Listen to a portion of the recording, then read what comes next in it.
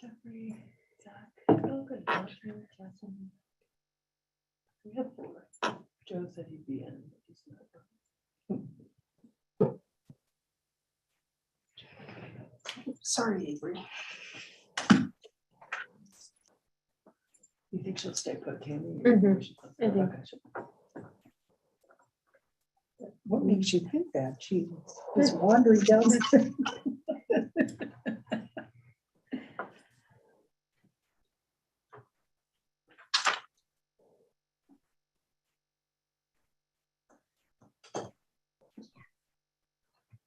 So I never did the Excel spreadsheet. We'll just pull it up when the time comes. Oh, There's- Oh, pull it Send up. it. Oh, pull it up. Pull it up. I make it sound like that. Oh, did you pull it up? you're ready, Jeff. Oh, I can pull it up. It's a Google. I'm gonna forward your email, I guess. Oh, it is in your email. Your copy.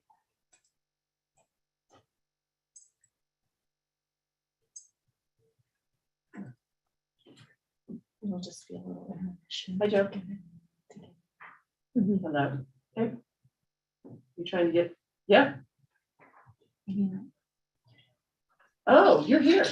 I'll come let you in. I can go do that. Well,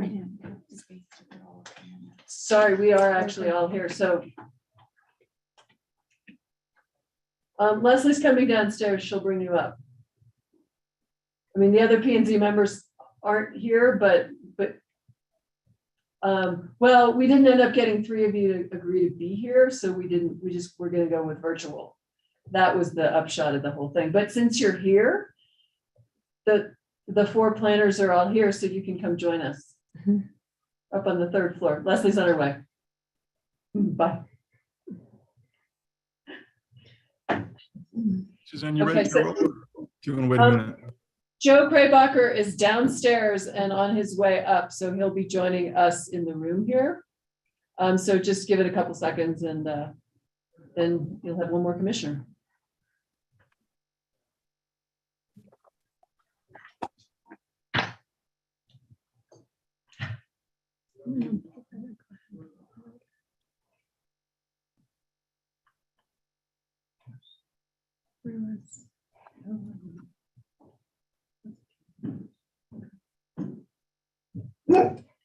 Oh, Oh, no. hey, hey.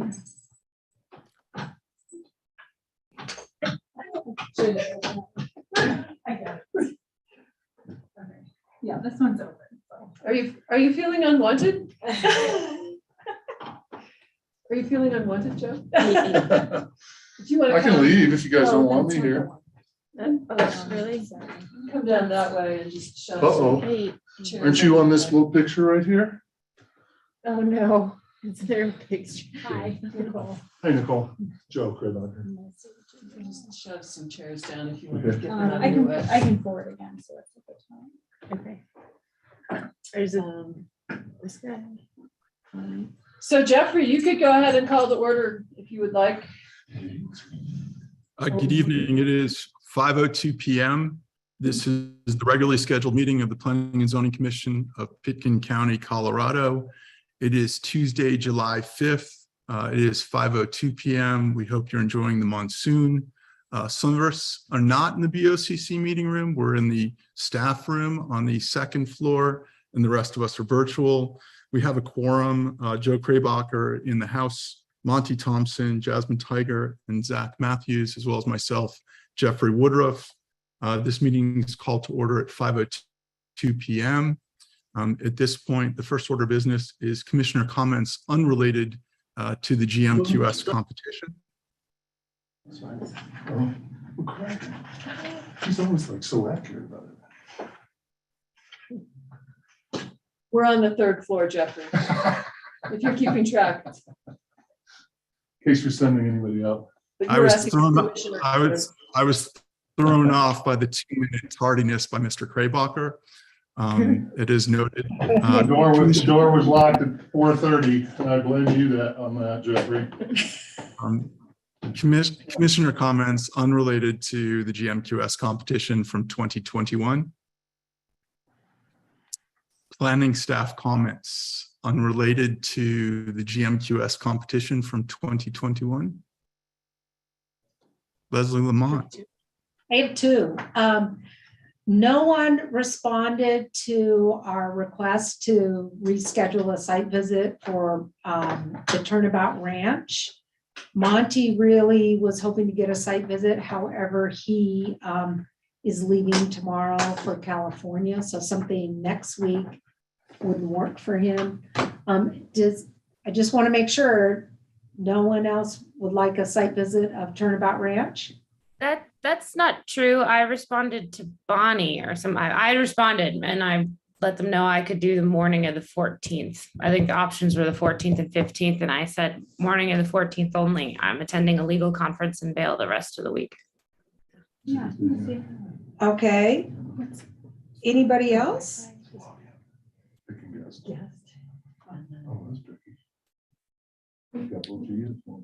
Nobody else thinks they Leslie, need to. Leslie, the morning of the 14th would be wonderful. If we could have a P&Z quorum, that would be even better. And the logic for the P&Z members to attend certainly would be to view the story poles that are visible from Prince Creek Road, as well as the location of the roughly 30,000 square foot riding arena. So it's a worthy effort to make the time to travel up Prince Creek. Again, given what's on the docket is actually visually constrained site and TDR requests from the applicant. So I would make it if we have a quorum. Joe, do you think you'd be interested in a Turnabout Ranch site visit the morning of July 14th? A Saturday,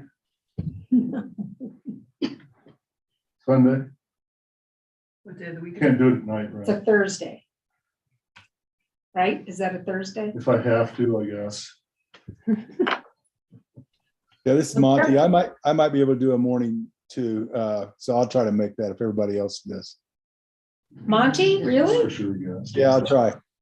The 14th, you'll be back? Yeah, I'll be back. I'll be back Sunday night. Okay, I'm gonna go ahead and say yes to the applicant and their team. And then remind you guys again, so you can look at I'll give you more opportunity to look at your calendars.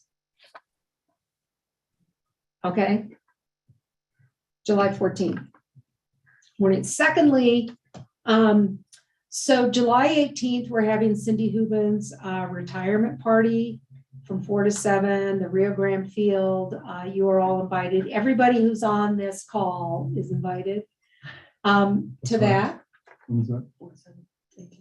It's the 18th, 4 to 7, Rio Grande Park. Have it, e-bike's gone out, yeah. E-bites are going out. There was kind of a glitch with the e-bite and getting Rezo, so that's going out. You're all invited. And we also have a request. The county has money for retirement parties like this at a certain amount, but the county is not going to pay for alcohol. So we're wondering if the P&Z would like to, as a collective body, pitch in for alcohol. And Patrick, you're not on the P&Z. And the similar request is being made to the BOCC.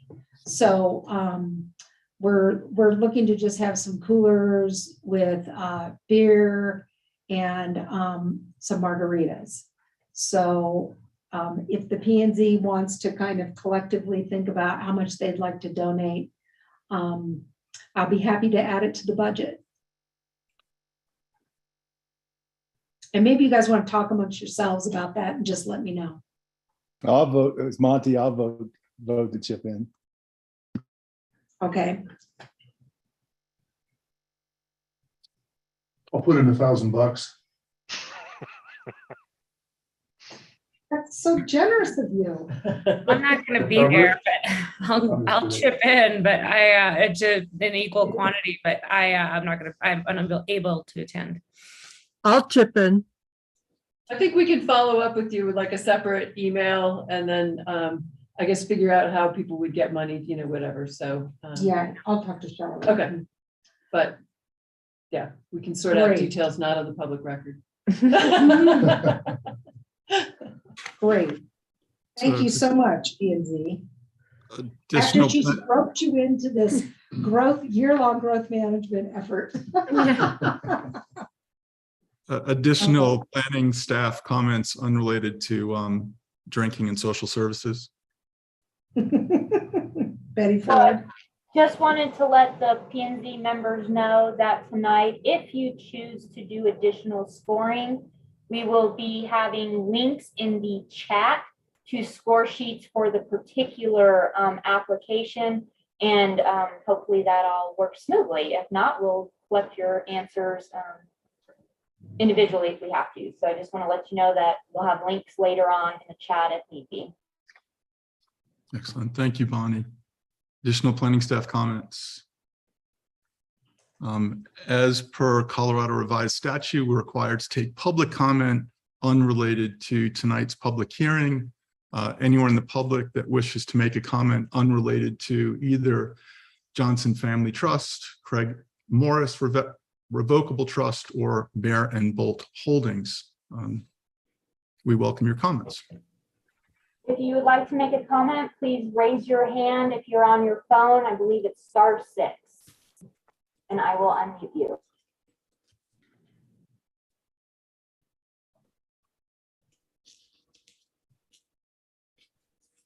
Jeffrey, at this time, no one is raising their hand, so I think we're good to go. Excellent. And I realize in the panelists as well as the attendees, we have both the applicants' representatives, as well as staff. Tonight, this is a public hearing. There are 3 applications for growth management in the UGB. There's a 5,000 square foot limit as per Pitkin County Code. Just in general, the applicants have already been through pre-app, they've already been through staff review, and there is a staff recommendation that is in your packet. A lot of this is covered in sections 2, 4040, as well as 64020, and then 650. If we need to refer to it, Rye Neely, the Assistant County Attorney, is also on with us this evening. But it is basically up to the Planning and Zoning Commission to either accept the staff scores that are in the packet. Thank you to the applicants as well, or the applicants' representatives for scoring their applications. And then that P&Z, if we do accept the scores from staff, would be forwarded on to the BOCC for either appeal, award allotments, or granting. So granting.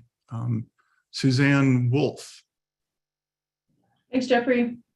A couple of things just to kind of set the stage for the staff presentations and reviewing the applications. First, P&Z members, and I hate to call you out, Monty, but you look like the only one who doesn't have your video on. We'd love to have all the P&Z members kind of have their videos on and stay on. We're really excited that we finally got Jasmine set up so she can be on. I know sometimes you have internet issues, so if that's a problem, Monty, I totally get it. But I think it's really helpful for everybody to be able to see everybody's faces. So we appreciate that. And Joe, I guess, won't be on all the time, but we'll make sure the owl points at him if he's talking. So we'll catch him too. So just again, sort of broadly about the growth management applications, obviously all 3 in the UGB, there's 5,000 square feet available.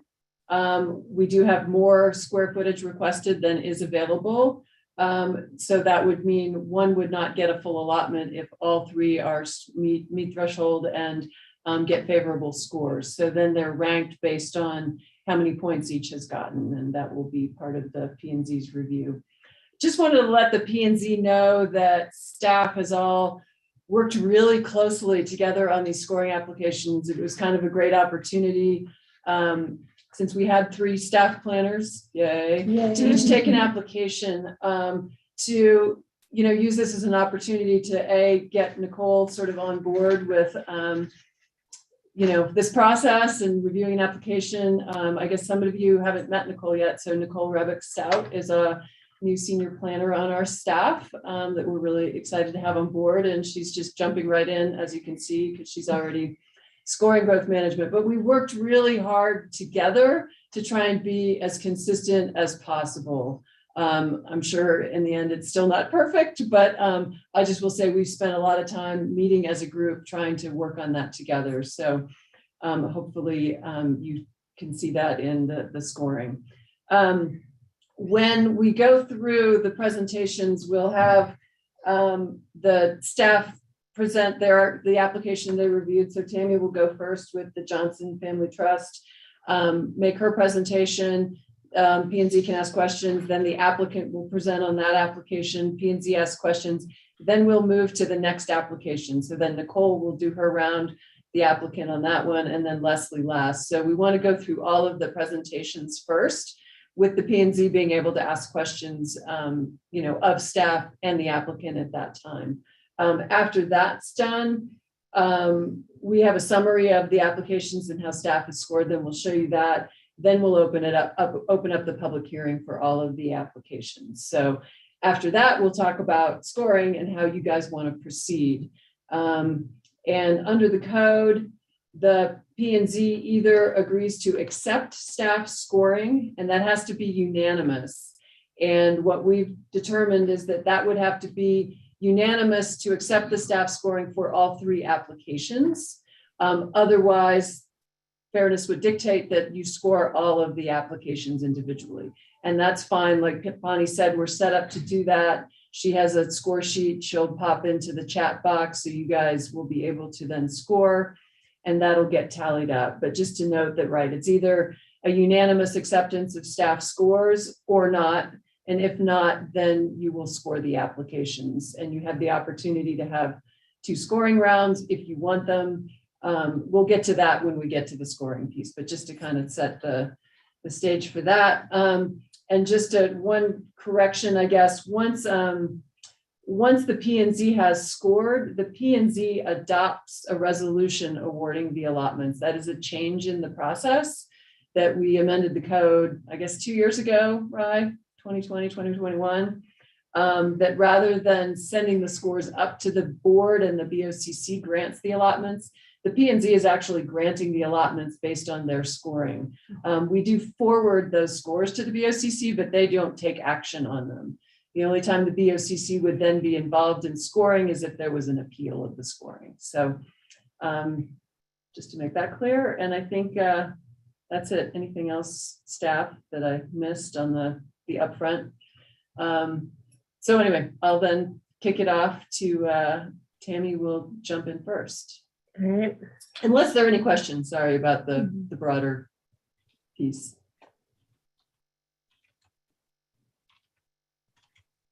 Yeah, Suzanne, I think the only other piece would be, again, just setting the stage for the overall value to the community. I know there's several referral letters in each of the packages, and I think that's probably part of the tenor in this discussion this evening would be the physical amounts, and the proportionality is the only other piece I believe should have been discussed at the outset, so that the planning and zoning commissioners, approach each of the applications with the question of, are the awards proportionate to the value to the community, I guess, at the 50,000 foot view. And that's backed up in 65020 and the language in the code. And again, you could see from the referral comments, whether it was WeCycle or Aspen Fire Protection District, that really this is a scoring system designed to hopefully elicit the most value to the community through the award of square footage. So. Thanks for adding that on, Jeffrey. All right. So first up is Tammy and Patrick. All right. Go ahead and share our screen.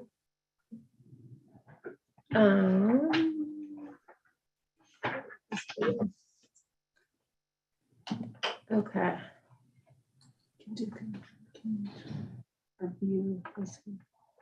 Oh, hold on. Oh. Just Tammy and just full screen mode. Yeah. Control L. Oh, there we go. Okay. All right. So You can skip this. introduce. This was for Suzanne. All right. So, right, we have 3 cases. I'll let you just go for it. Jeffrey has the slides. Go ahead. So there's a great map depicting where each of those 3 houses are. Again, they're all in the UGB. So 315 Glendi, 293 Heather Lane, and 41 Aspen Oak. So we'll start with 315 Glendi Road. So the applicant for this item is the Johnson Family Trust and the Mark Altman's Revocable Trust. Along with the Gmqs allotment request, they're also requesting an activity envelope and site plan review, as well as a special review for a CDU. So here's a great map showing the actual parcel. It's accessed off of Glendi Road, which is accessed from Maroon Creek Road, as you can see, and it just starts up here, and then it has this little loop and comes back on itself. So it's just an in and out road. And a greater bird's eye view of that. And you can also see that its proximity to highlands and the assortment of lot sizes surrounding it. It's just good to take note that there's all kinds of different types of development occurring here, whether it be affordable housing and the Aspen Highlands affordable housing area, as well as some of the bigger homes in the area. So this is what's existing on the ground. It's basically a single family residence. And it's approximately 2,000 square feet, constructed in 1972.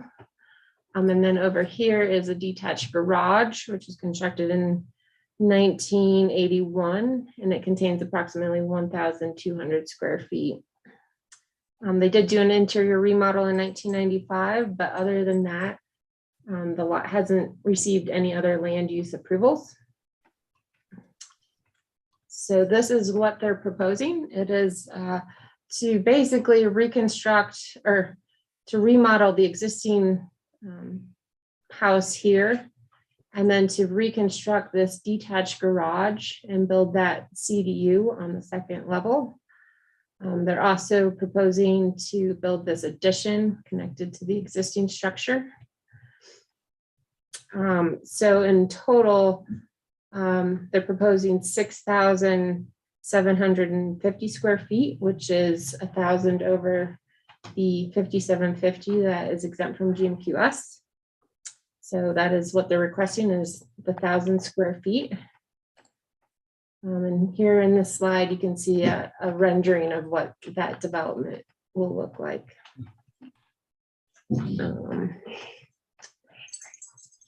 So this application was referred to a lot of different departments, open space and trails, Aspen Fires, zoning, planning engineer, Castle Creek Caucus, the building department, county engineer, Aspen Sand and Water, the attorney, the Aspen Parks Department, ACES, WeCycle, and the Watershed Biodiversity Initiative.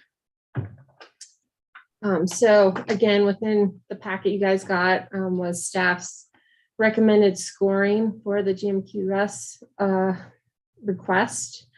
And in that we've recommended a score of 13 points, 14 with 1 bonus point. And so that does exceed the 12-point threshold. And just to Jeffrey's point, this is the smallest, 1,000 square feet is the smallest allotment request of the 3 applications. So arguably pursuant to that proportionality section of the code 640-30, their commitments could be less as well. So just something to keep in mind when you guys are reviewing that. So with that GMQS request, they are doing the activity envelope site plan and special review for a CDU. And that request needs to comply with Chapter 7 of the Land Use Code. And so in summary, this parcel complies with Chapter 7 of the Land Use Code in that there's really no constraints on the lot. It's fairly flat. There are some slopes over 30%, but likely those were created from the previous construction and the construction of the driveway, and could be considered minor slope anomalies. There's no major creeks or floodplains, no geologic hazards. It's mapped in a low wildfire hazard area, and there's no significant wildlife mapped on the parcel. It is mapped within the scenic view corridor of Maroon Creek Road, but because it's so far back and there's other development in the way, that's just not visible from that road. And so those standards aren't applicable. And then that brings us to the standards for the CDU. And on screen here, hopefully you guys can see that, are the special review criteria for that CDU. And so again, in summary, staff believes that the CDU is consistent with the criteria shown on your screen, and that it's consistent with the Aspen Area Community Plan. A CDU is compatible with the surrounding neighborhood. Like I said, it will be built on the second floor of that structure, so it's not really a new footprint or creating new development in a place that's not already developed. Staff has no reason to believe that it will endanger the public health, safety, or welfare of the public or substantially injure adjoining property values. Again, visual impacts will be very minimal, especially from Maroon Creek Road. And public facilities will be able to serve this additional dwelling. So all in all, staff has found that this application meets the standards for activity envelope and site plan review, and as well as special review for the CDU. And again, staff also found it should receive 13 points, 14 with the creative bonus point, which does make it eligible for that 1,000 square feet of gross floor area. And so with that, I'm actually going to turn it over to Patrick if he's ready, and let him present if he wants to, and then we'll go from there.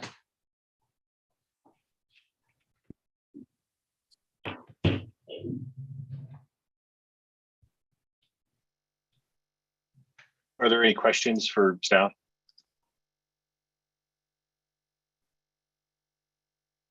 Patrick, thank you for asking. You're not subject to the Maroon Creek overlay? No, so they're within the urban growth boundary. Or the what? What's he thinking? Are you thinking of the one? No. The Maroon Creek overlay zone district, right? It does not apply within the urban growth boundary. Thank you. Oh, yeah. I know, is it Maroon Creek or Womb? Yeah. Maroon Creek. Okay, so can everybody see my screen? Not yet. Aha.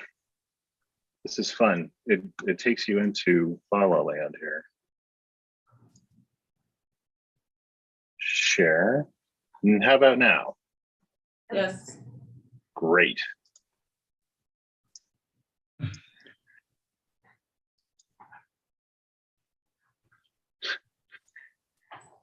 tell you, Zoom does funny things to a PowerPoint presentation. I don't know. It's kind of jumping around. Anyways, for the record, hi, everybody. This is Patrick Raleigh. I'm here on behalf of Jeff Oltmans and Eric Johnson, the two families that will be occupying the proposed structure. Before we begin, Eric is actually driving from Nevada to Aspen as we speak. So can we make sure that he can, his telephone line is activated so he can make a comment? Yes, I will. Okay, let me know when that's ready, because we will start off with Eric's comments. I'm also joined by Rudy Pakravan of Seidel Pakravan Architects in Berkeley, California, and Keenan Gravier. Keenan, I hope that's how you say your last name. Is that correct? Gravier. Gravier, thank you. So they will. They are the architects for the project and will be responding and presenting some of the creative bonus section of our presentation. Sorry, getting a phone call. Do we have Eric on the line? Yeah, Patrick, I'm on. Can you guys hear me? Yeah, if everybody can hear Eric. So yes, this is, as Cami pointed out, the 315 Glendi Road is what we're affectionately calling it, the Glendi Roadhouse. And before getting started, I'd like to turn it over to one of the applicants for this two-family application. So Eric, please.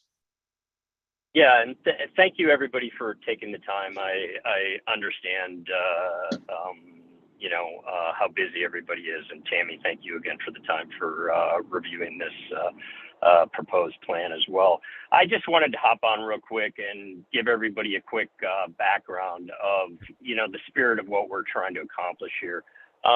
So my family has been involved with Aspen since 1962. As you can tell, I get a little emotional about it. My father, who is 94 years old, bought his first house in Aspen in 1962. I went to the middle school, was one of the first classes there. My mother, Helene Johnson Hoagland, started the hospice program, which is still thriving in Aspen, and was a docent at the community church. And the spirit here, and the reason that we have brought Patrick into the fold, and as you will hear through Rudy and her team, is really, you know, I bought my first house in Aspen in 1998, 105 East Bleecker. It was a Victorian that was split in four. We owned the front of the property that was about 1,800 square feet. You know, when the Fork family, who owned 315, who were very good friends with our family, my family is originally Minnesotans, the Fork family who owned the house for, I believe, close to 60 years. They're Nebraskans, so we had this Midwest relationship. And really what, you know, what Jeff and I, who's my partner on this, when we were able to get involved in this situation and really make this a generational purchase, which may be a little bit cliche, but when it comes to me, it's real. You know, this is a long-term hold, i.e., I believe that, you know, this is something that our two families will, again, hold for probably 50, 60 years as well. You know, we really wanted to come at this from the standpoint of how can we best utilize, you know, this 1+ acre, keeping in the spirit of the Fork family and the property currently.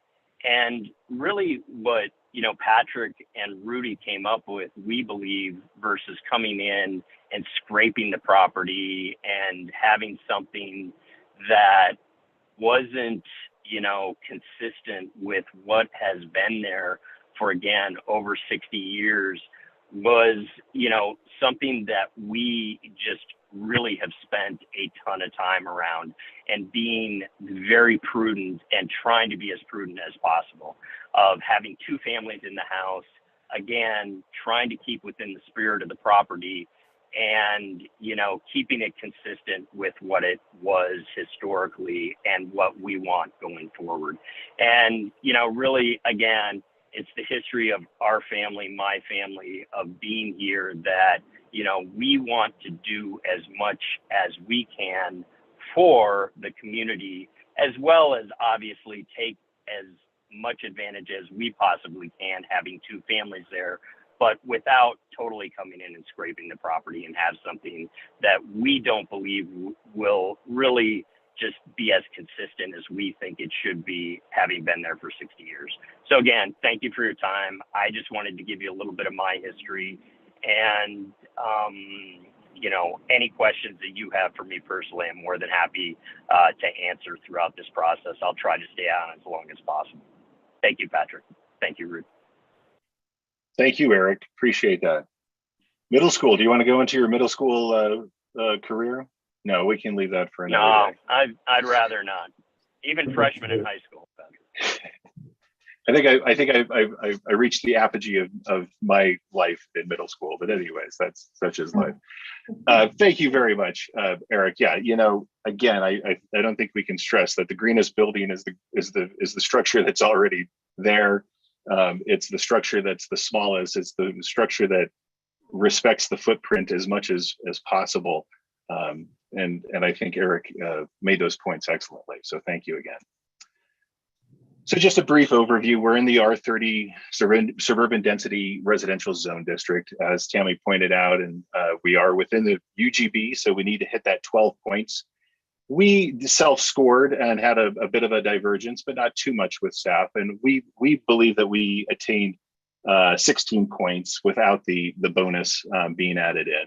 And we will review those, my scoring a little bit later in this presentation. Sorry, I'm trying to get a view. There we go.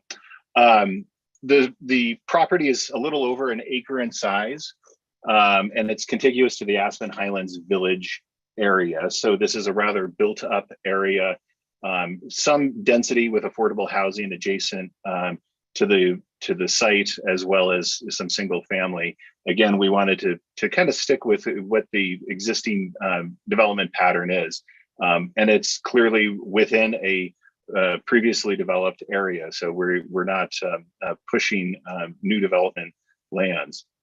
There was one question from staff that was covered in the staff memo, and that was whether or not, I think this was from Joanna, whether or not the access easement was removed from the overall lot area, which would then provide what the available floor area, potential floor area would be. When we back out that access easement, we have 44,507 times the 0.13 that is allowed in the zone district, and we're still north of the 5750 base maximum. So no modifications to our GMQS allotment request of 1,000 square feet. As Tammy also pointed out, the existing residence contains about 3,200 square feet. That's divided between the main house of 2,000 square feet and a 1,200 square foot garage.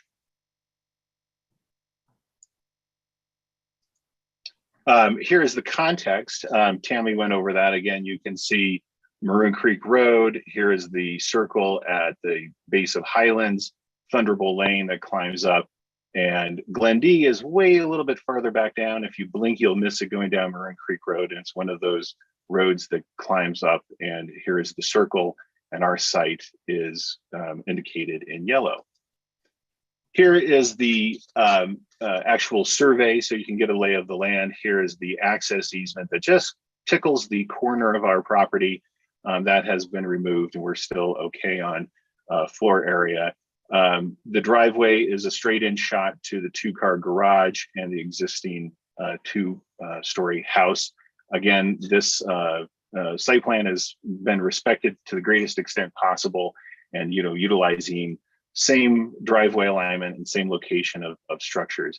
Some of the grade that you can see happened is right here. It's kind of right behind the house. We had a site visit. We looked at that. It was most likely excavation to create the flat spot for the house and the driveway, as Tammy has pointed out. And trees have been located. It's generally heavily treed, aspens and some conifers, gently sloping, no real areas of hazard, as Tammy has pointed out. There is a small water feature that's indicated, but that was probably a previous man-made structure. Here are some existing images of the existing house. So the upper left-hand corner up here, this is the driveway with the CDU that will have a second story added to the top. And then here's kind of the main entrance into the existing residence. The image to the right of that is, if you go straight uphill from the driveway, here's the driveway in the background. So we've just kind of climbed the hill a little bit, and we're looking back towards the house. Very traditional style of the 60s and 70s of Aspen. Here is, again, a view looking up towards Highlands on the lower left. You can again kind of see how the garage and the house are related to each other, and the general characteristics of the existing landscape and vegetation, which we'd like to maintain. And then here's a wonderful drone image. Here is the curve. If you can see, hopefully everybody can see my cursor as I'm talking with it, is the circular drive, circular drive of Glendi Road. Here is our house right there. Keep on doing that, sorry, with Thunderbolt in the background. So an overview, again, to echo what Tammy has done, this is a reconstruction of the existing garage and with the CDU on the second level. So again, garage, CDU, existing house with the addition. The house will be expanded about 2,400 square feet. So the total proposed floor area with everything considered will be 6,673 square feet. And we have asked that 1,000 square foot GMQS allotment to make this possible. Again, we're maintaining the existing footprint, we're maintaining characteristics of the neighborhood, the character, and also preserving the character of the existing house, which we feel is quite nice with some very tasteful additions. And again, this is going to be a reconstructed house for 2 families. I don't want to stress that too much because, again, 2 families can live here very comfortably with this allotment.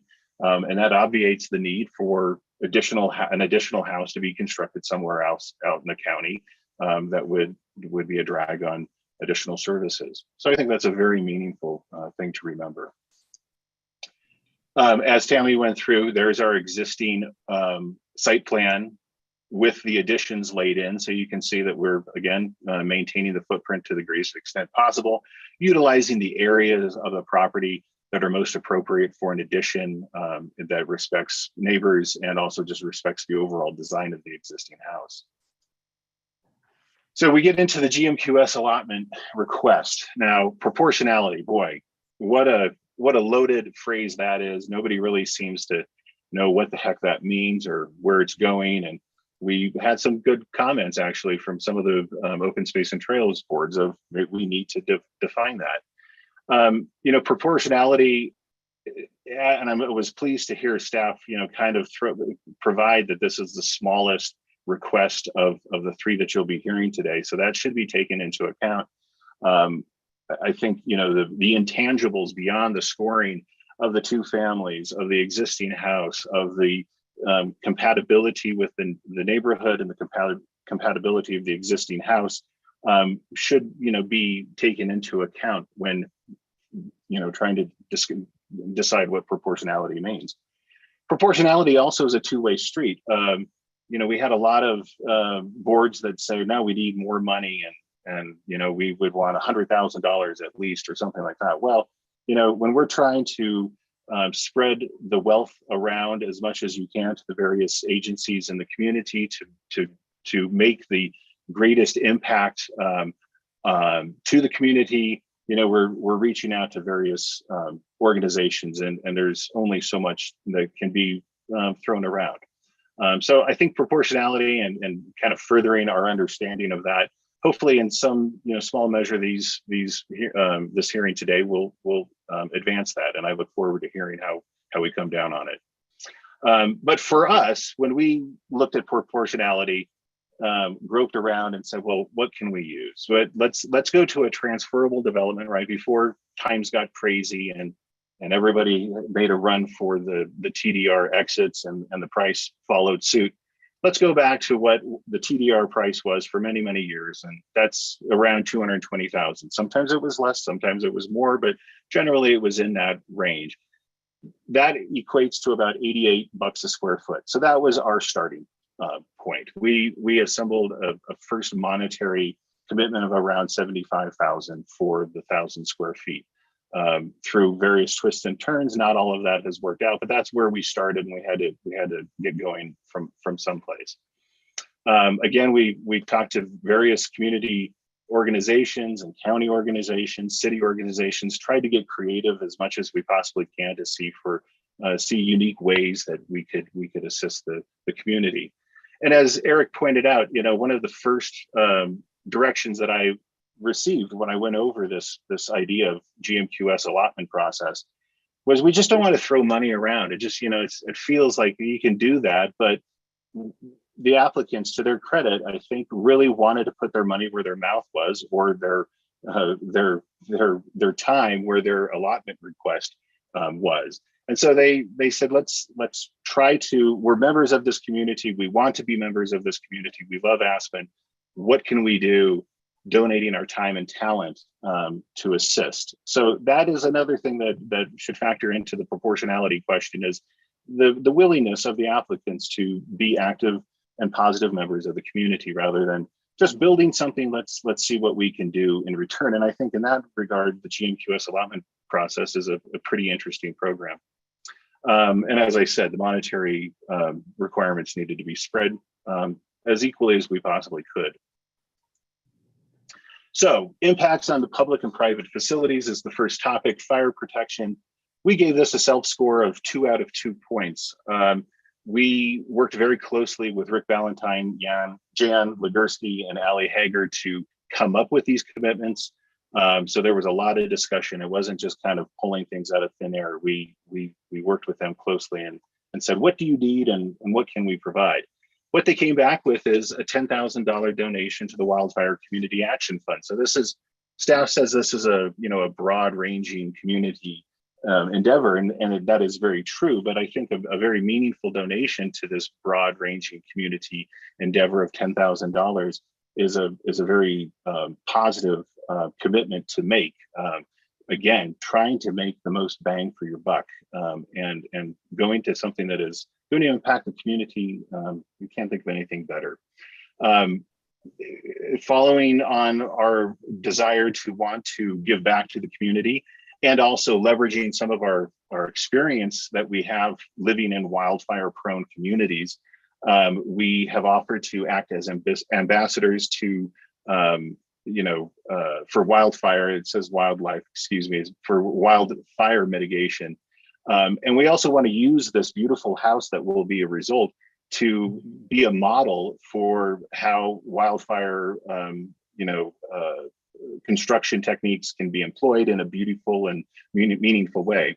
We also want to support outreach meetings with the Aspen Highlands Village, the adjacent HOA, and other adjacent HOAs, in making the home available, sponsoring outreach efforts, to be held, for instance, at the base of Highlands or something, to get the word out and to help people on the techniques and how to move forward with making their structures wildfire sound.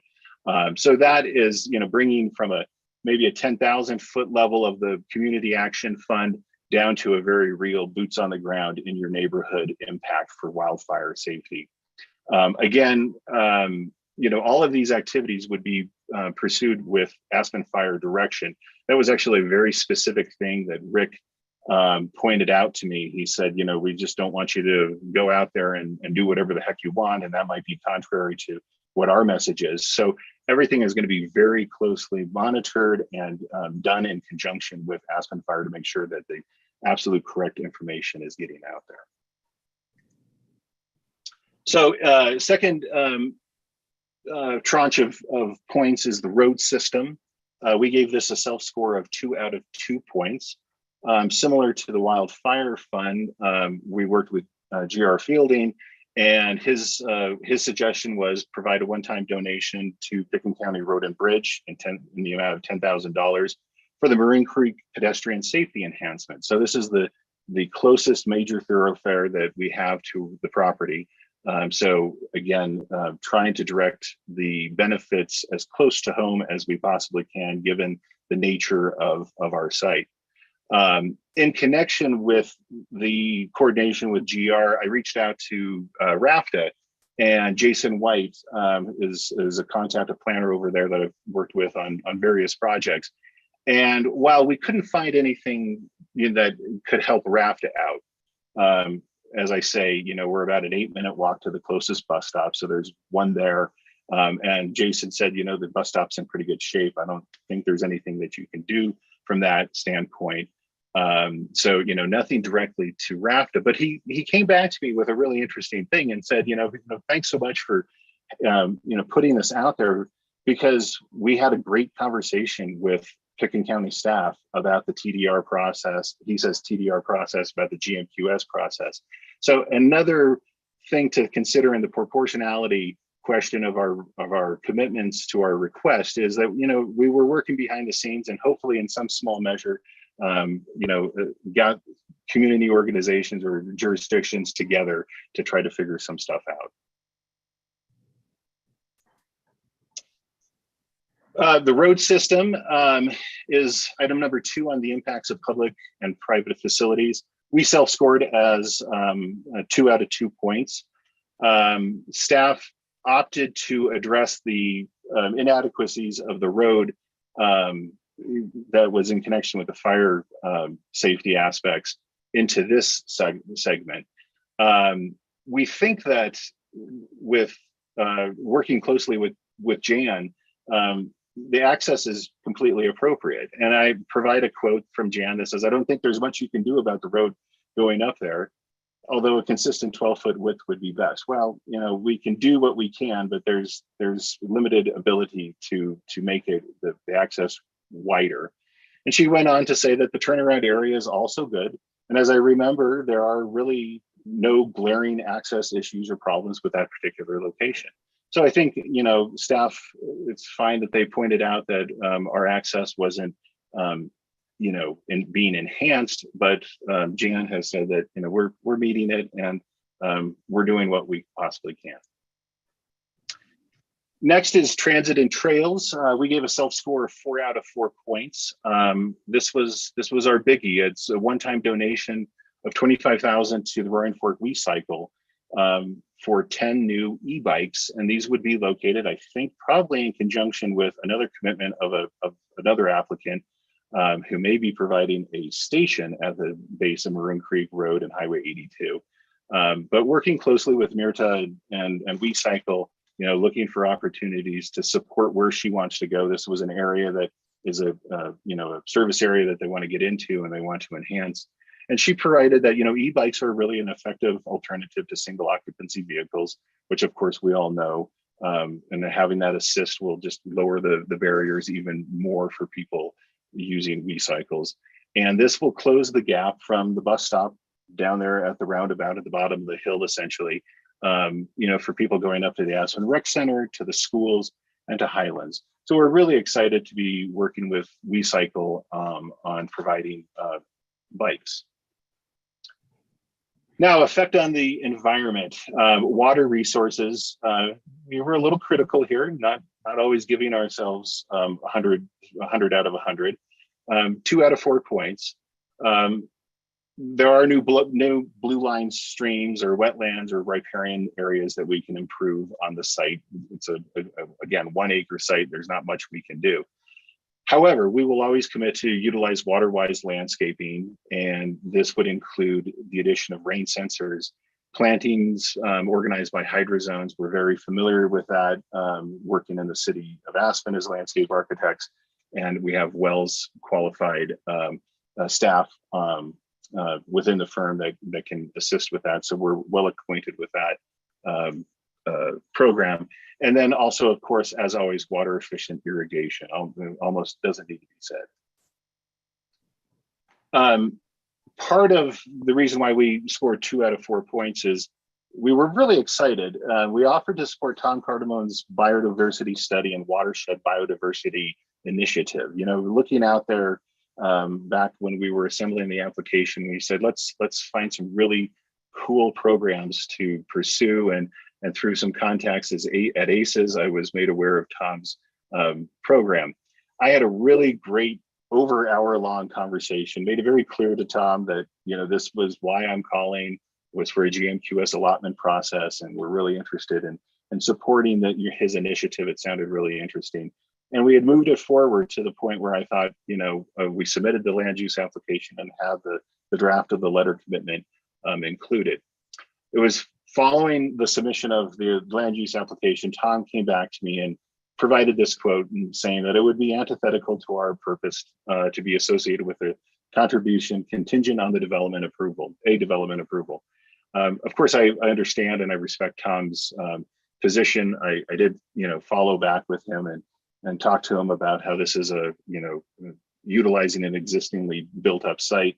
It's going to be for 2 families. We're, you know, within a built up area, all of those things that I've already said to you.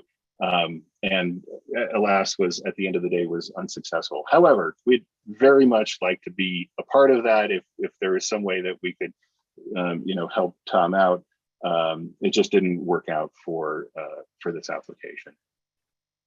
However, with wildlife, the next effect on the environment segment, we did give ourselves a score of 2 out of 2. Of course, there are no wildlife areas impacting the property. And one of the silver linings that came out of our discussions with Tom, beyond just talking to Tom, he's a good guy and fun to talk to, is his program on habitat restoration and wetland enhancement through beaver restoration and appropriate landscapes. Those are Tom's words, not mine. But it's a really fascinating study that Tom loves to talk about, of how beavers, which are an organism that impact the environment second only to humans, how through beaver dams and the resulting beaver ponds, that can trap a lot of water. And I think Tom has some metric of 2 times the amount of water in Root Eye. Don't quote me on that, but it's a significant amount. And so part of this habitat restoration and enhancement that Tom would like to do means getting mapping of where the beavers are active, where the dams are, where the ponds are going, and how this is all going to relate. At the time when I spoke to Tom, he was still working on getting the appropriate software and the field techniques together. He said back in January that would probably be around June. I have followed back up with Tom to see where he's at. I haven't heard anything yet, but we're very much excited to take part in that. It would be a cell phone based app that you can take on your hikes and get down some meaningful data for the program. A second aspect of the wildlife that we will continue to work on, it hasn't come to fruition yet, but that is to work with ACEs in locating housing for their naturalists that have been displaced through the Caddo Center Toclot reconstruction. And then also to continue our support of ACE's mission in providing high quality environmental programs for the community. So again, we'll see where ACES goes with their lodging needs in the future. We're in close contact with Jim Kravitz on that. And then, with wanting to be active in the community, the Altmans and the Johnsons will continue to be active with ACES. Open space preservation is, we gave ourselves a score of 2 out of 2 on that. Again, we are reconstructing an existing house within an already developed and built up area. We have all of the services and amenities that are required. And again, the house is going to be constructed for 2 families, thus reducing greenfield pressure on greenfield development. In connection with the open space and preservation commitment, we attempted to make a monetary commitment to Pickens County Open Space and Trails, as well as the Pickens County, City of Aspen Parks Department. The Pickens County OST had a hearing that I attended, and there was a lot of discussion about what is proportionality, what does it mean? Can they give an approval because there is no criteria, or can they give a denial without any criteria? And asked Rye some good questions on that. Ultimately, it was decided that the board has discretion to find whatever they feel is appropriate.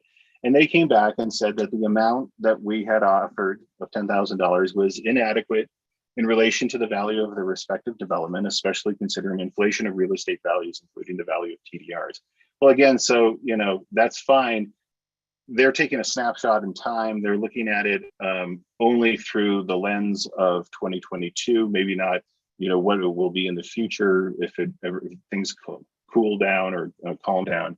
And moreover, they're looking at it from their point of view that, we can't just give $100,000 to everybody. It just won't make sense. So again, that notion of proportionality, and we'll love to hear the conversation on that. We did, as I said, go to the Parks Department at the city, but they asked for a much more significant contribution and wanted $100,000. So unfortunately, we weren't able to make something work out with them, but would be willing to work with them in the future. Hazard avoidance, we gave ourselves 2 out of 2 points. Again, we're in compliance with all adopted mitigation standards. particularly fire and with defensible space creation. We look forward to fostering greater awareness to wildfire safety and mitigation. The site, is gently sloping and is not going to require too much activity to make the proposed structure work. And of course, there's no riparian, wildlife, or floodplain issues that are on the property for us to deal with or for us to impact. So with that, I'm going to turn it over to Rudy Pakravan, the architect on the project, to discuss the creative bonuses. So without further ado, Rudy. Hi, everyone. Thank you for your time, and thank you, Patrick, for a very clear presentation. My name is Rudy Pakravan. I'm the principal of Seidel Pakravan Architects, and I'm joined by Keenan Gravier, who's the project manager on this project. I have been a practicing architect in California for about 20 years, and I've had my own firm for about 10 of those years. So I have a business partner also, Kristen Seidel, who makes the Seidel of the Seidel Pakravan. I'm also on the design faculty at the University of California at Berkeley, and I've been teaching in the architecture department there for about 12 years now. It's a little bit about us. I have known Eric and Jeff especially for many, many years, and I'm honored to be chosen as their architect. The site is amazing. I have a photo of it behind me, and everything that Eric said about their kind of belief and approach to the site is something that we heard and also believe. We are interested in, as are our clients, in using the best strategies for sustainability and the kind of most technologically green materials that are available to create this project. I know there was a question about the HERS rating for the proposed residence, and I know there's a minimum in Pitkin County and in California. The minimum has been, I think, 35 now since 2019. So we're very comfortable with that rating and work with many HERS raters to help us achieve that.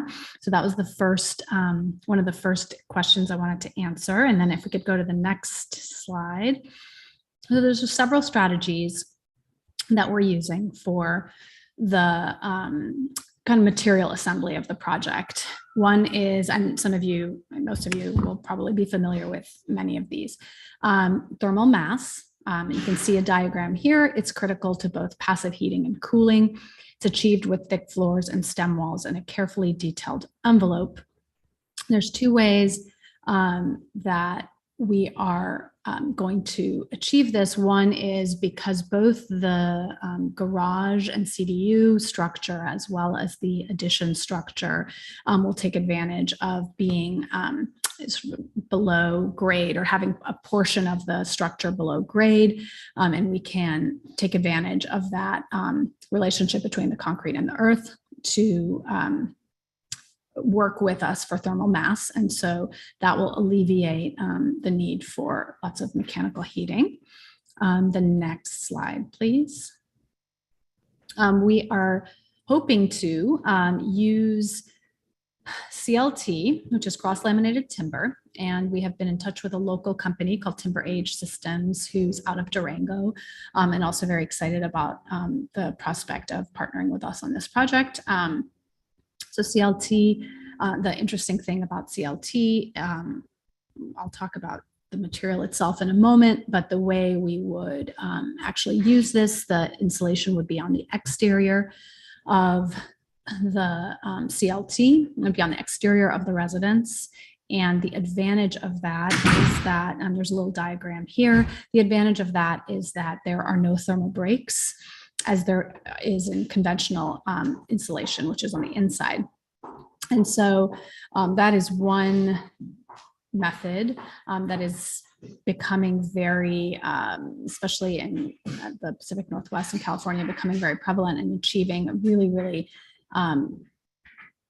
kind of bulletproof envelope for change in temperature.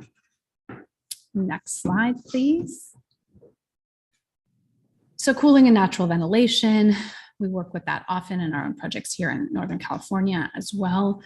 And we will be working with a consultant who does this with us often and works on both actually products that use natural ventilation strategies like air-to-air heat exchangers and wind catchers, and also just the kind of very common sense strategies of window placement, making sure that there are cooling air currents through from one side of the building to the other.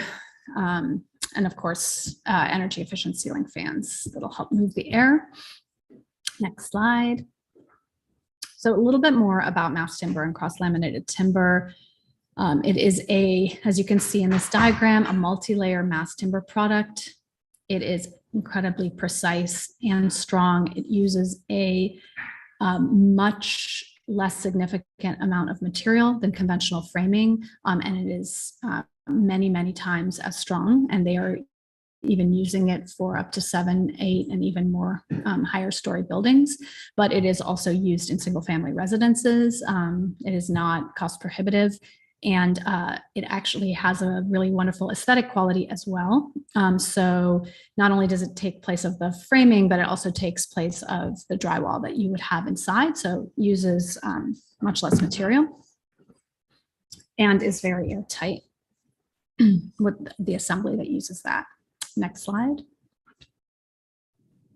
A little bit more about CLT. The nice thing also about CLT is by the time, in the event of any wildfire, the wildfire has to get through a lot of insulation and or metal roofing before I can get to any burning wood, as the CLT is the last layer. And so it actually has an incredibly low fire spread rating. And although UL and some of the building codes are a little bit slow to adopt it or to have analysis on it, at the building sciences department at UC Berkeley, there's lots and lots of literature, as well as with the folks that I was just talking about at Timber Age, have done a lot of research and have a lot of information on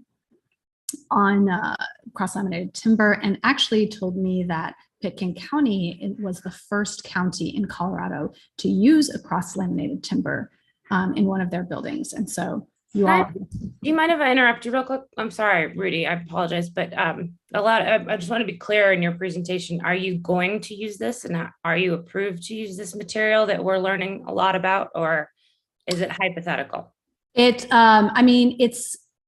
used quite a great deal. So it's not like a totally, brand new product. It's been on the market, and it certainly actually has been used in Pitkin County. So that's the goal, is to use this. But of course, we would want to get permission from your building officials, but it is a, tried and true material. Oh, so my question is it a verified, yes, you're using it, or this is hypothetical and we're learning about something you haven't gotten fully approved yet? It is, we are hoping to use it. I don't know. I don't think I can say it's verified until I get approval from the Pitkin County building officials, but the goal is to use this. Okay, thank you. I want to know for my purposes of scoring, if I'm scoring something that is happening and will happen, or if it's in process and might not happen, just out of fairness to the other applicants. And sure, of course, that totally makes sense. And in the interest of saving everyone's time. So it's educational, but aspirational, right?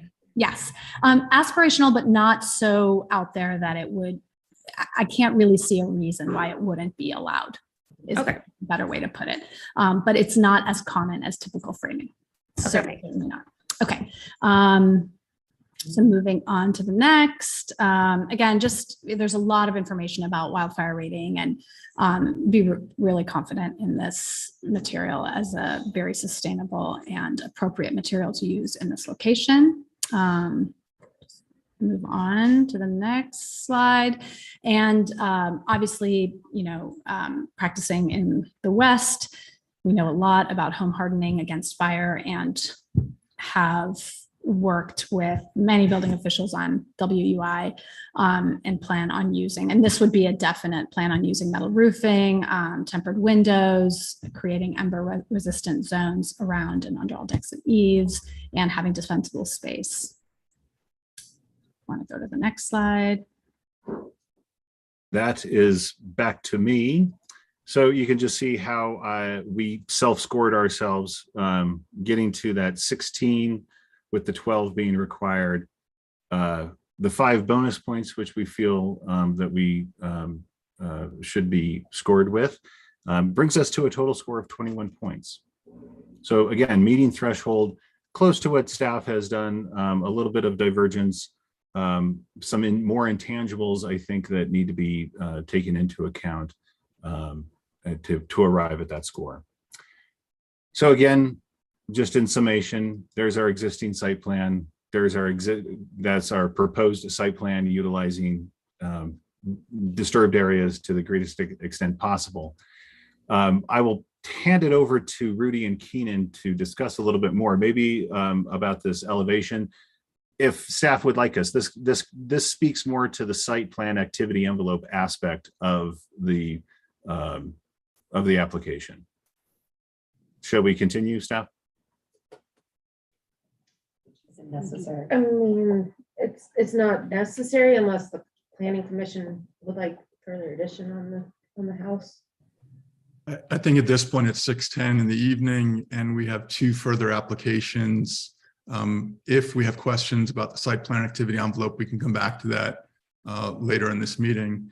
But I just want of deference to the other 2 applications to afford them as much time. And at 6:10 p.m., just want to make sure both with the planning staff as well as commissioners that we're willing to go long tonight, given we have 25 people online and a full agenda 2 weeks from now, that we would be looking at a later evening, given how long it took to go through the first application. But I want to ensure that we afford the next 2 applications the same diligence in terms of their presentations and time. Sure. Okay. Well, you can see these images.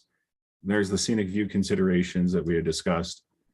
There's the overview or scoring, and open it up to any questions that the board may have. So thank you very much. And thank you, Rudy. Thank you, Keenan. Thank you, Eric. Thank you.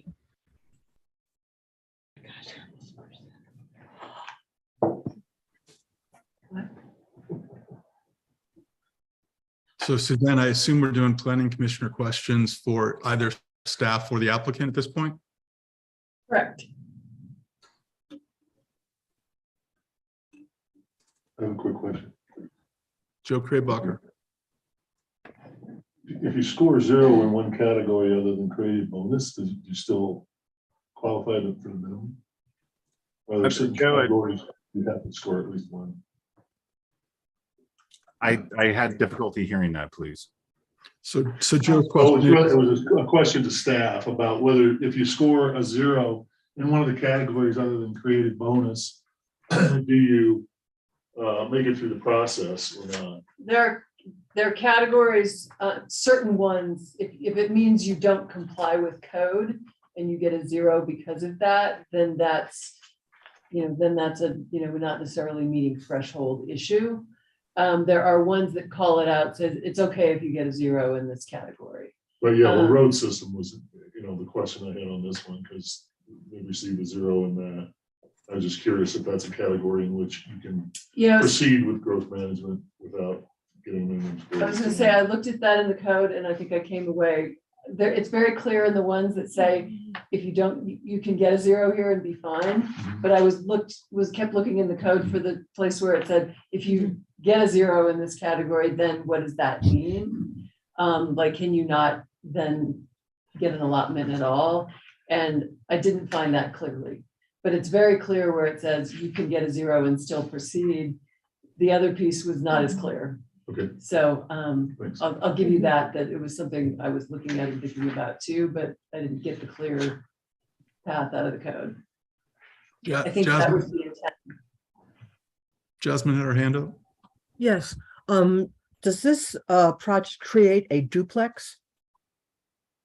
No, it will not. It'll be a single family home that will be utilized alternately between the two families. They're very close. And so it'll not be a duplex. It'll be a single family residence that's utilized by two families, not simultaneously. Well, I suppose it can be simultaneously as well, but it is not a duplex. Okay, thanks. That's not what the application says. Well, Sorry, page 32 of the application says you require a second address. That's So for they the will- for the CDU, Jeffrey. Okay. Yeah, they'll have the CDU, but having a CDU prohibits them from condominiumizing. Understood. If that's where you're going. I'm okay with them getting a 0 in the roads department as long as they, prior to the creative bonus, pass the 12-point threshold with multipliers. So, to Joe's question.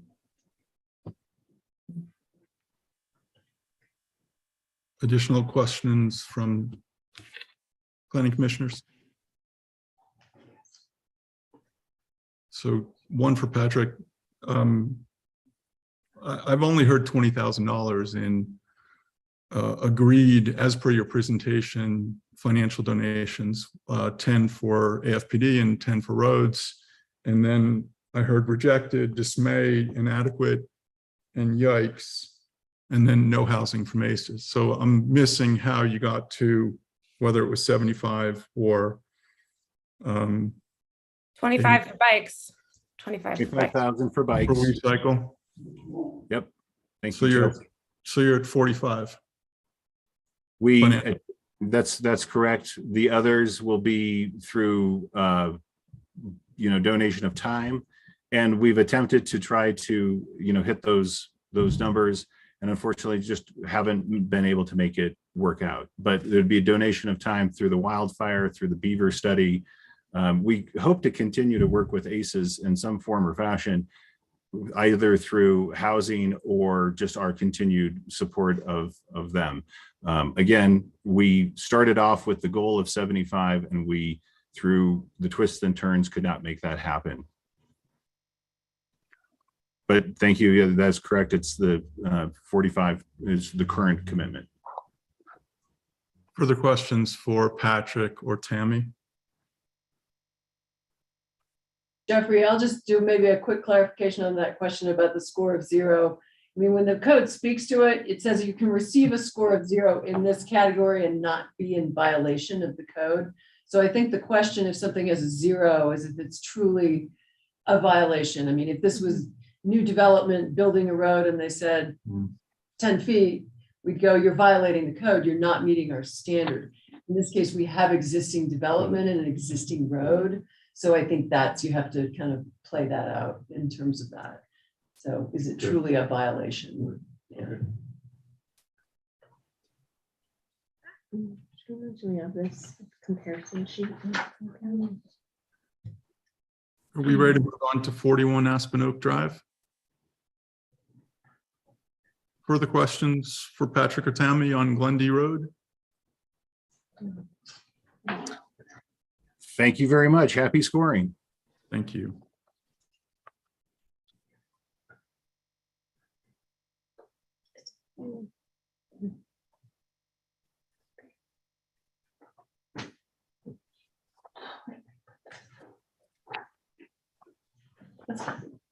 Yeah, that's fine. Okay. Hi, everyone. My name is Nicole Rebeck Stout. I'm going to present to you the application for 41 Aspen Oak.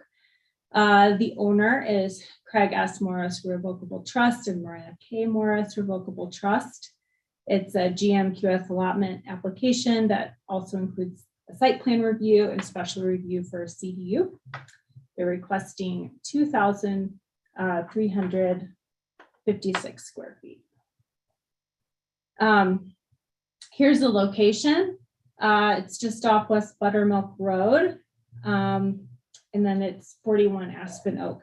You can see how Aspen Oak Drive cuts through the parcel, creating an east side and a west side. The parcel is 2.5 acres and it's in the AR10 zone district. It's within the Aspen urban growth boundary and the west of Maroon planning area overlay zone district. Getting back to the site program, the existing main house is on this east side with an attached garage. And then this west side of the parcel has the septic system and an existing pickleball court, and the CDU is proposed to be on this west side. Here is a site plan that depicts that. So you can see the existing home over here, Aspen Oak Drive through the center. This rectangle is the pickleball court. The septic is in this area. And then the proposed garage, detached garage with a CDU as a second story is proposed right here in an existing flat bench, previously disturbed location on the site. I'm not going to go into the previous approvals too much. That was in your packet. I do want to say that the lots provided water and by the West Buttermilk Metro District, and they have confirmed that they have water to serve the CDU. There are, I'll get into the site constraints later. You can see this pictures from our site visit. The pickleball court is to the right, Aspen Oak Drive is to the left. And I don't know if you can see these story poles here with the flags on the top. That is the footprint of, that's indicating sort of the front face of the proposed structure. For the site plan review and the special review for CDU, I think for this, I just want to focus on the site constraints on the parcel. Although all these topics are addressed in your packet, the site constraints include there's slopes in excess of 30%. There's a geologic hazard for Gmqs shale, and the parcel is in a severe wildfire hazard for brush. And then it's also located within a scenic view protection area for Highway 82. In terms of steep and potentially unstable slopes, the existing activity envelope avoids slopes in excess of 30%. In our draft resolution, we're proposing that the applicant amend to include this previously disturbed area over here for these site walls, but there's no changes to the activity envelope for the proposed CDU and garage. The next topic is geologic hazards. So the applicant will apply the structural requirements that were used for the main house for the garage and CDU in order to sort of mitigate for the Gmqs shale. And then the other one is the wildfire hazards, the other site constraint. The applicant has commissioned a site-specific wildfire report. And so in the draft resolution, we've included the recommendations in that report that are, like I said, site-specific and more restrictive than the code. And then lastly, for the scenic view protection area, what this image is depicting is the same story poles that you saw in the other image, except these are raised up to be 35 feet in order to assess if the structure would be visible from 82.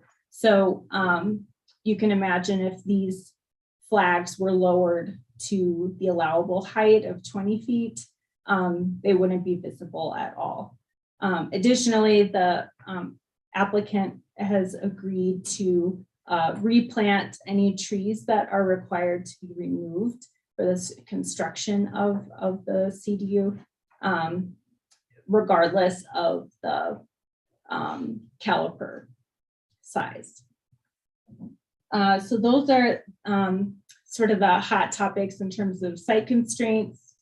And next, we also are thinking about the compatibility with the comprehensive plans.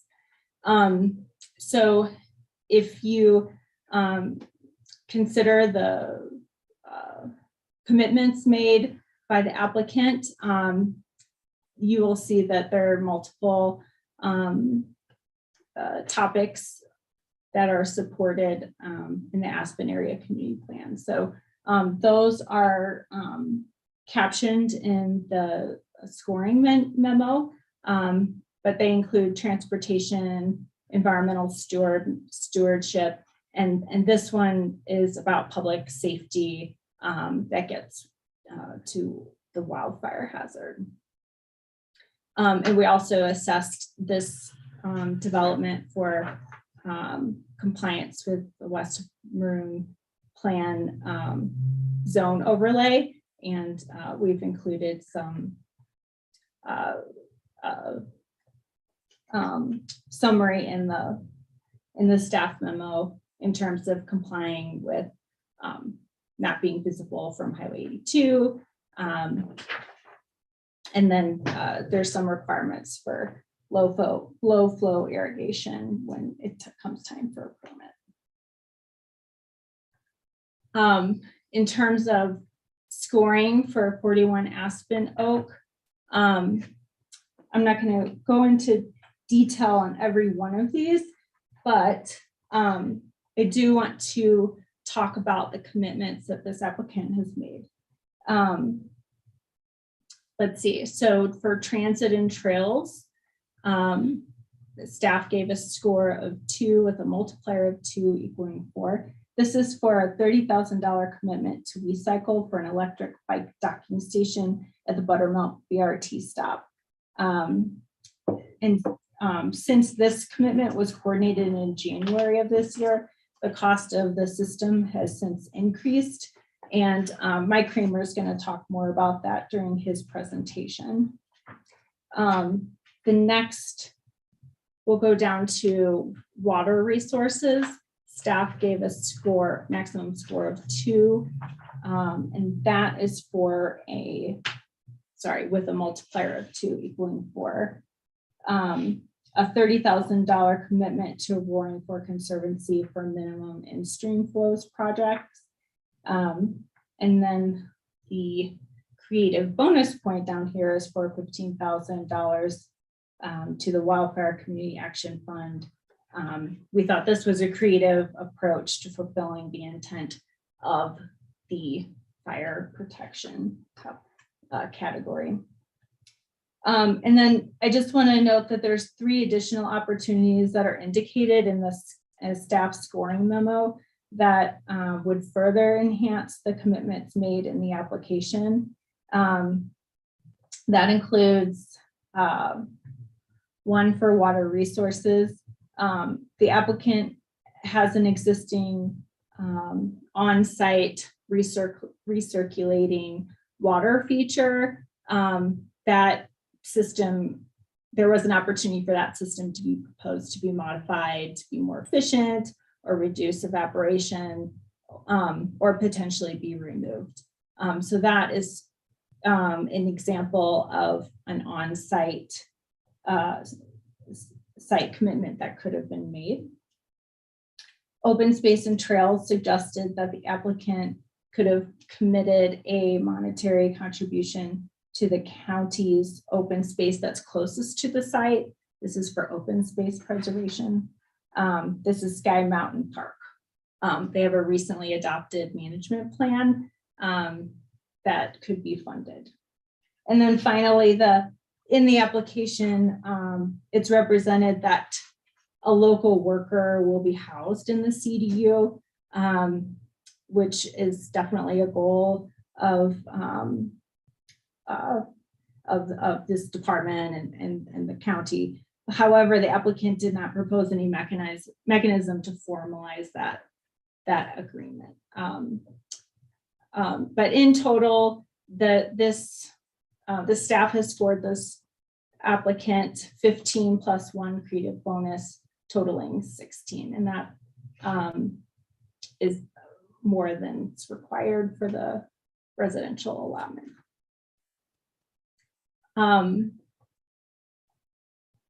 Should I pass to Mike before doing questions with the P&Z?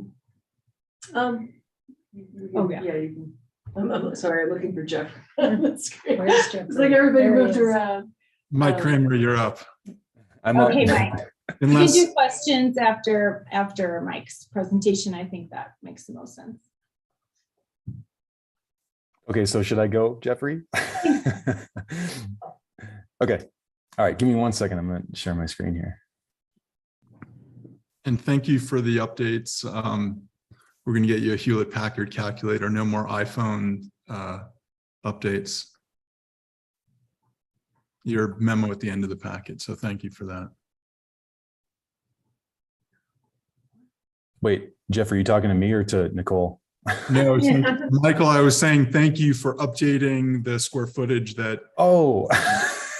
And so just so everyone knows, he did not change his proposal. It was literally just clarifications, and I was thanking you or trying to bide for time while you're getting set. No, that was, thank you for clarifications on the square footage. I had a typo in there and Nicole caught it. So that was really good. Okay. Thank you, Jeffrey, Nicole. Mike Kramer with Kramer Land Planning, helping property owners, Craig and Mariah Morris, who have submitted an activity envelope, site plan, special review for a CDU and urban growth boundary Gmqs allotment. And they're looking to construct a new garage and CDU off of Aspen Oak Drive. On the call is Craig Morris, longtime local and owner of the property, and with his wife, Mariah. Although Craig, is Mariah on, or is it just you right now? She had to go. It's just me. Okay, great. Okay. So our presentation will outline existing conditions and property background information on the proposed Gmqs commitments and their link to the CDU. We'd like to show our site plan and then conclude with any questions that you may have. Can you share your screen, Mike? Oh, is it coming through? Not yet. Oh, well, hold on a second, everybody. It shows it's coming through on my side. Oh, did I mess something up? Oh, How does that look? Yep. Okay, are you all looking at a vicinity map right now? Yes. Okay, great. Okay, vicinity map of the area with the subject property highlighted in blue. The property is located within the pre-1972 platted Aspen Oak subdivision and is located adjacent to and above the recently subdivided Lot 2 of the Skybeam subdivision. The property is accessed from West Buttermilk Road via Owl Creek Road and is a third switchback up as you're heading up to ski at West Buttermilk with this line right here. Craig and Mariah's property is adjacent to other single-family residential lots, all developed in the Aspen Oak subdivision. Here is an overall site map of 41 Aspen Oak highlighted in blue. The property is almost 2.6 acres in size and is located within the AR10 zone district, making it non-conforming, but created prior to 1972. And retaining a Gmqs exemption for a development right up to 5,750 square feet. The WAMP overlay zone district also applies to this parcel and the rest of the Aspen Oak subdivision. As Nicole was saying, the lot is generally flat where development is located and contains dry land vegetation that's mostly oak brush with landscaping around the existing residence. The property is developed with a 5,712 square foot single family residence. And if you're wondering what that white UFO landing pad is on the west side of Aspen Oak Drive. That is Craig and Mariah's recently permitted and constructed pickleball court. The property has an extensive land use history with numerous previous envelope approvals and amendments. I think this one wins the award for most land use decisions ever on a property, but it's all culminated into the current permitted development that you see here on the site plan or on this aerial. I won't get into all of these, as nor did Nicole, but if you have any questions about the application and the previous history, just please ask away and I'll try my best to answer them. So Craig and Mariah request activity envelope, site plan, special review for a CDU and a growth management allotment for 2,356 square feet of additional floor area. If the requested floor area is allotted by the P&Z and ultimately allocated, they will construct a 1,280 square foot detached garage and 1,000 square foot net livable 2-bedroom CDU above the garage that will be deed restricted so that when it is rented, it would be rented to a qualified full-time applicant through APSHA. The proposed garage CDU is located across Aspen Oak Drive from the main residence and southeast of the pickleball court, highlighted on this map in green. You can all see my cursor right there. The proposed CDU will be serviced by West Buttermilk Metro District for potable water, and a water service letter from the Metro District was provided in the application. So you have that in your packet. The existing septic field will service the CDU, which is also located on the west side of Aspen Oak Drive and the north of the pickleball court. So if you can see my cursor right there. The proposed activity envelope for the property is here outlined in blue.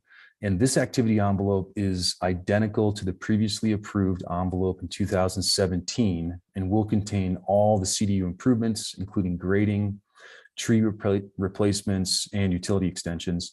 And I think Nicole pointed out that in the northeast corner over here, there's some existing retaining walls that were there when Craig purchased the property and were represented in the past land use applications. And we agree we should draw an envelope around that area. So we're ready to do that.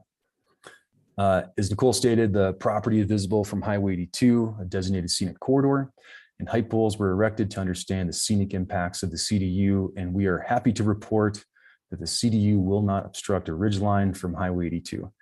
And then we'll use existing screening and proposed plantings to screen the CDU. So this is the GMQS portion of the application. And early on in the process, we explored ways to make on-site improvements within the GMQS framework that would provide meaningful and important commitments to the neighborhood and community. Property is comparatively small in size, and on-site improvements to a fully developed subdivision that has code compliant access and turnarounds, water supply and hydrant locations proved to be difficult to improve upon. So as a result, we explored off-site commitments that are meaningful to the recipient's mission and will help the community to further environmental and transit-oriented planning policies that are all supported in the adopted 2012 Aspen Area Community Plan, that's the AACP, and then the West of Maroon Plan, the WAMP. So the following highlights significant commitments in our proposal, and as just a summary, and as you're thinking about this, we agree with staff's recommended scoring of 16, and we're just going to highlight the portions of this that we think are significant. So we all know the Roaring Fork Conservancy is our Valley's organization for protection of the Roaring Fork River watershed. And as you probably know, the Colorado Water Conservation Board, that's a CWCB, can hold in-stream flow rights to maintain river health. So the Roaring Fork Conservancy actively works with local landowners to help leasing of water to the CWCB to fulfill its in-stream flow rights and reduce diversions from our rivers.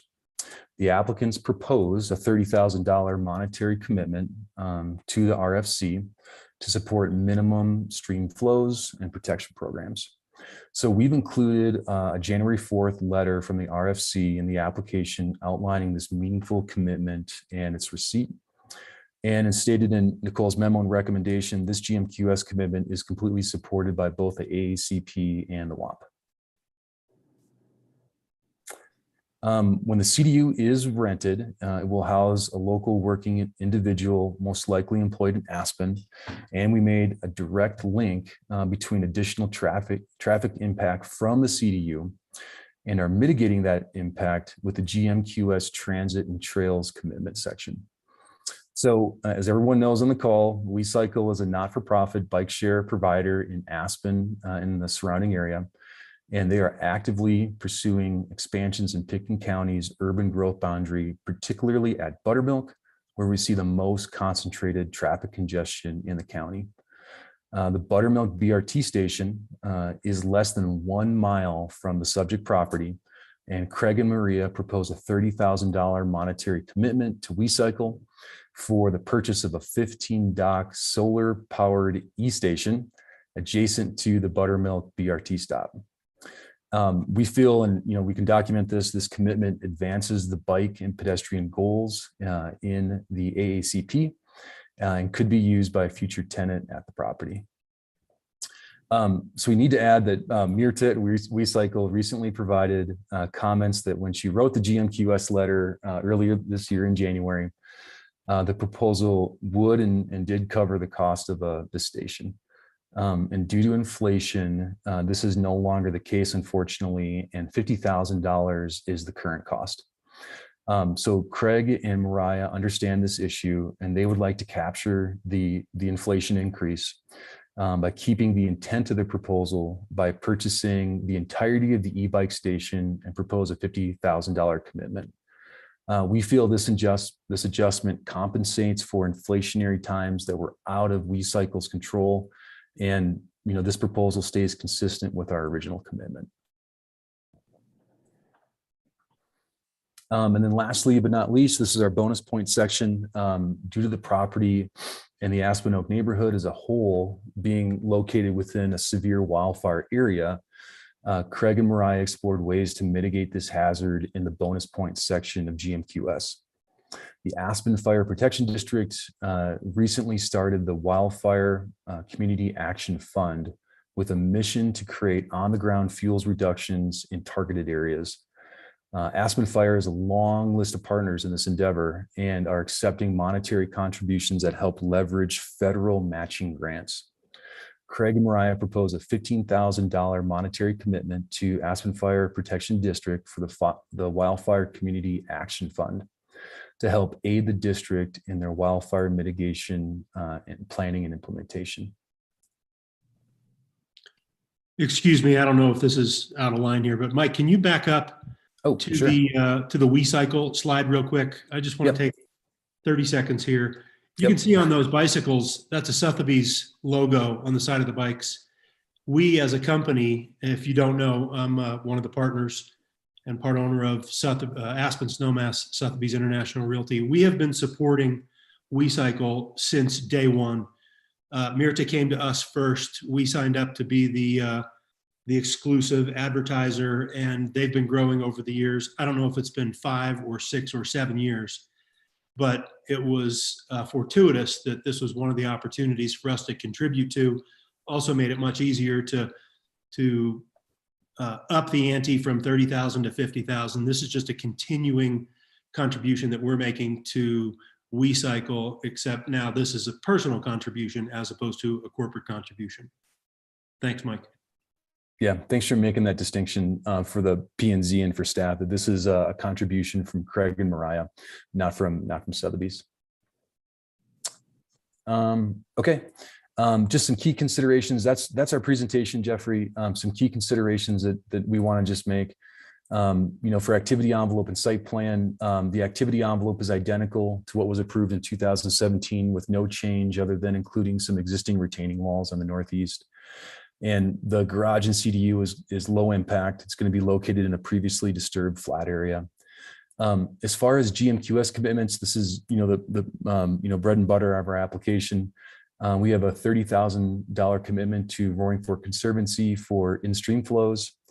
$50,000 WeCycle commitment for purchase of the BRT buttermilk station that's in close proximity to the property, and then a $15,000 commitment to the Aspen Fire Protection District for their wildfire mitigation funds.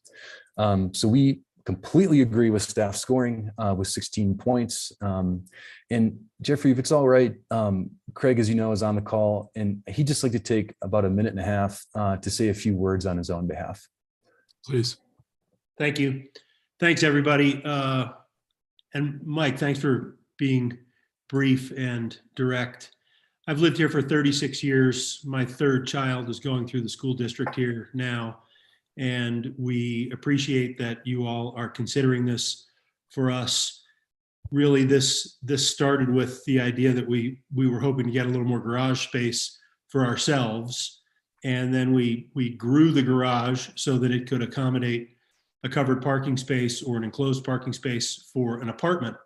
And my real estate company has, including our brokers, although they're independent contractors, not necessarily employees per se, we have over 200 independent contractors and full-time employees. There's been 50 times over the years where I could have easily filled this apartment with our own staff, and that's really that's the intent. If we use it for ourselves from time to time, I could see that as a possibility, but really it was the garage space and the idea of being able to put hopefully our own employees in there, but regardless if it's any qualified applicant. And that's it. I just, I know many of you on this call, and thank you for your time. Thank you, Nicole, for putting together the presentation, and you, Mike. Appreciate it. Yep. Thanks, Craig. Jeffrey, I just want to just conclude with, it was really great working with Nicole. She did a great job reviewing our application, was really thorough. And when the time comes to consider the P&Z resolution, we just have a few just small comments that we'd like to make. Likewise. Now we've got a few dotted few as well. So appreciate that. We'll footnote that. So the resolution's printed, so happy to go through it at that time, and thank you for tabling it and just remind us. So questions for Mike. Craig Morris is with us as well, the applicant, and or Nicole regarding, why can't I find the address in anything? 41 Aspen Oak. Thank you. 41 Aspen Oak Drive. Apologies. I have a question. Can you hear me, Jeff? Yes. Okay, I'll speak softly. On water resources, is there a commitment to remove the water feature pond? You want me to take that, Mike? Yep, go for it, Craig, and I can supplement if needed. Thank you. Hi, Joe. That was a surprise when we heard that request. No, Joe, there's not a commitment. That's a substantial feature to this property. It drowns out the airport noise.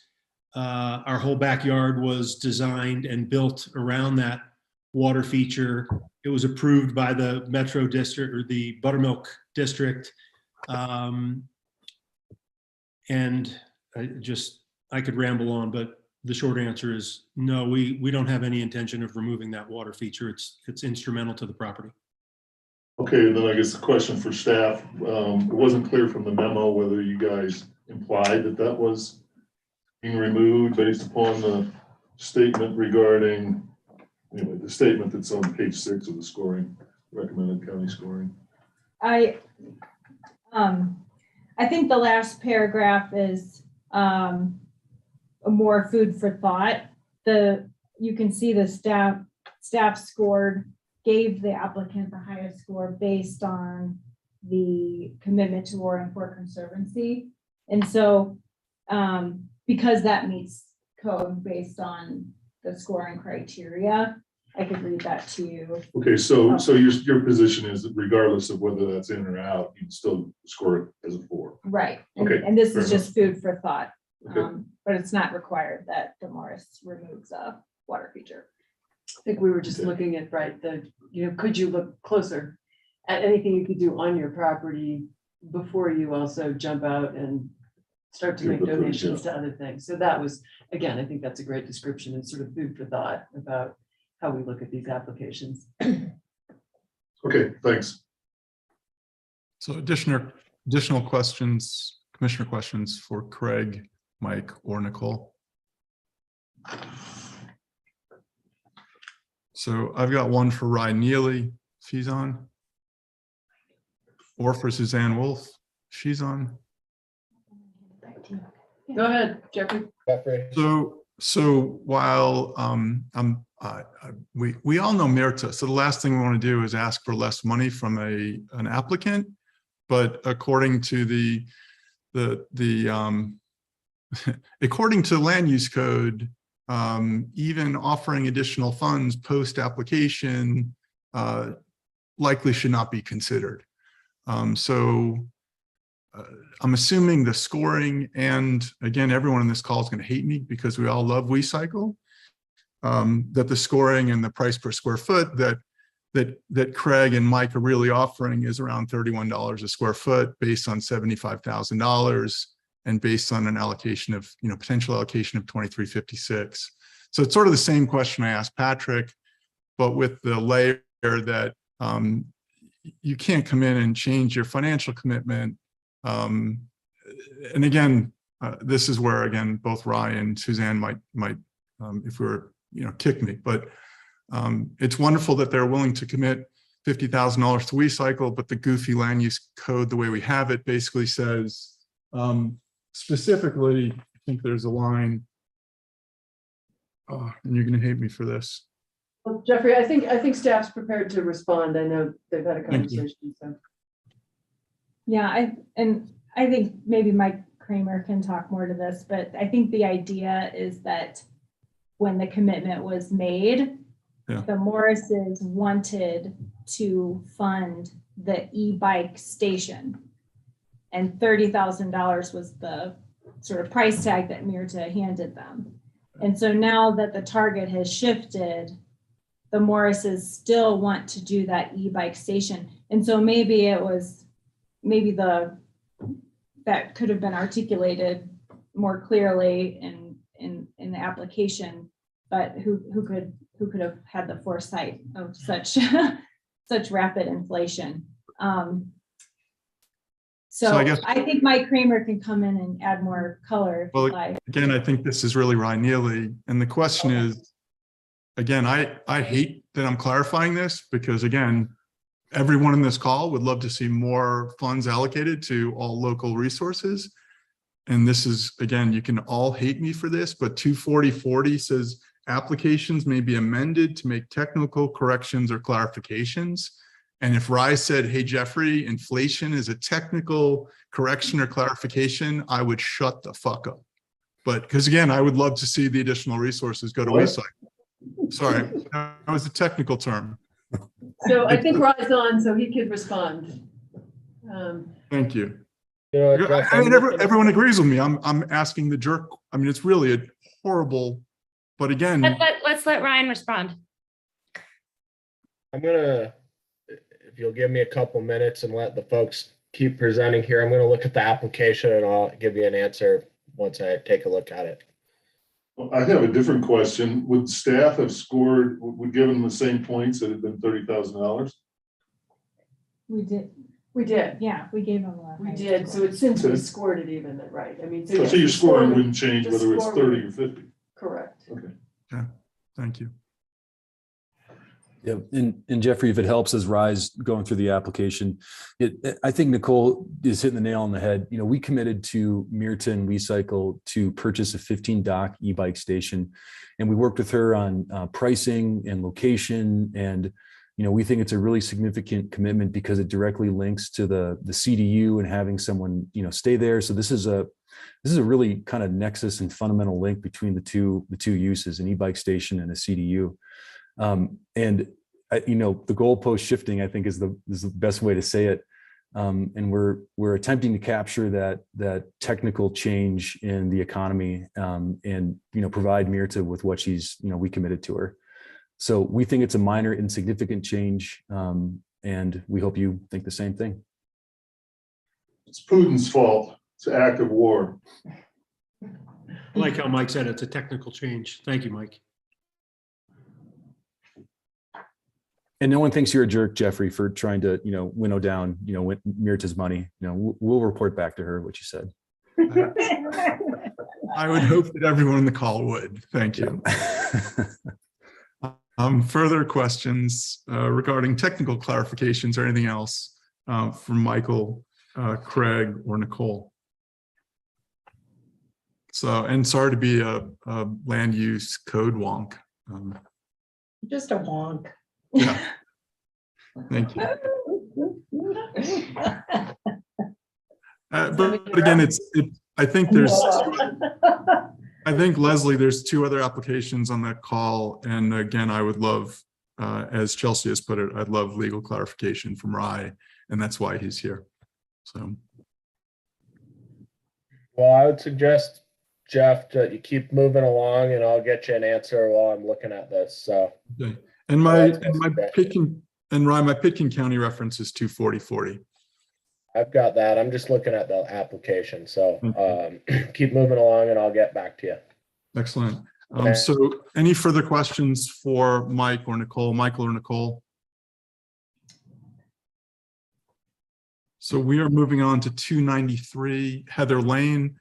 Again, at 6:55 p.m., I'm supposed to be, now that I've been called every name since Sunday and Mirta has taken me off the Christmas card list, I just want to make sure that everyone on the call is comfortable going what likely looks like another hour, which would be giving each of the applicants roughly an hour, and to go through and power through 293 Heather Lane. I would also entertain a 5-minute break till 7 p.m. if any of the planning commissioners would welcome that opportunity.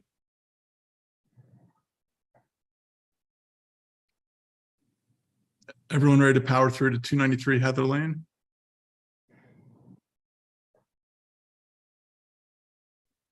Yes, let's move through. Yes. So no break. We're going on. 293 Heather Lane, please. So how do I get to, just get to push? Oh, you want to see? I want to see them. You're right. Okay, hi, Leslie Lamont here, and I am the staff planner for the applicant Baron Bold LLC. And I want to just state for the record that they have provided their affidavit of public notice per our land use code. The applicant is represented by Chris Benden. And I also see that the owner, Mr. Ryan Kraft, is also on the phone. And I think Chris has some other team members who are on the Zoom, and Ryan's on the Zoom. I saw you, Ryan, there. So they are requesting a GMQS allotment for 2,500 square feet. And it is an addition to a single family residence. Currently, the home is approximately 7,000 square feet of gross floor area.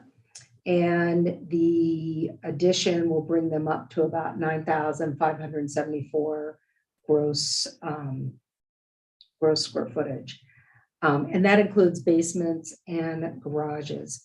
There's also activity envelope and site plan review that is required. So the property is located here at 293 Heather Lane, which is in Meadowwood subdivision, which is a platted subdivision within the urban growth boundary. Here again is the property. And again, the property. So the applicant's proposal is to do their addition right here in front of the house. Here's a site plan. This is the improvement survey of the existing footprint of the home. And then the addition. The addition is below grade space and first and second floor. There are no environmental hazards or environmental or natural hazards mapped on this property as defined by our code. The property is mapped within the scenic corridors of Maroon Creek Road, Highway 82, and Castle Creek Road. But there are no visual impacts to these road corridors due to the topography, the existing vegetation, and the surrounding development. As you can see in your packet, Staff recommends approval of the activity envelope and the site plan, and staff scored the application, and the scoring sheet is part of your packet. A couple, three notations and corrections I do need to make with regard to this application. The applicant will submit a revised letter of authorization, which will reflect the proper property that Bendon Adams has been authorized to represent. Also, and we can get into this a little deeper, but I want you to know as we get into this, that as part of one of the creative bonus points that the applicant requested, the applicant committed to $425,000 to the Aspen Fire Protection District. $325,000 of that was to go to affordable housing. The applicant was under the impression that that $325,000 to the fire department would count as credit to their employee housing impact fee. The code does not support that interpretation. The county will not accept the $325,000 as an offset to the employee housing impact fund. So the P&Z should not consider that specific commitment by the applicant, and the employee housing impact fee will be calculated at the time of building permit. I do want the P&Z to note that staff did not award a bonus point for the $325,000. I'm just clarifying that, and it does not change the recommended score for the bonus points. The third actual clarification that I want to make, in the water resources category, I scored the application a maximum of 2 points. The applicant did make a commitment to Roaring Fork Water Conservancy of $50,000 to support in-stream flows for the Roaring Fork River. And to be consistent with the rest of the scoring of all three of the applications, that score should be 4 points, not 2 points.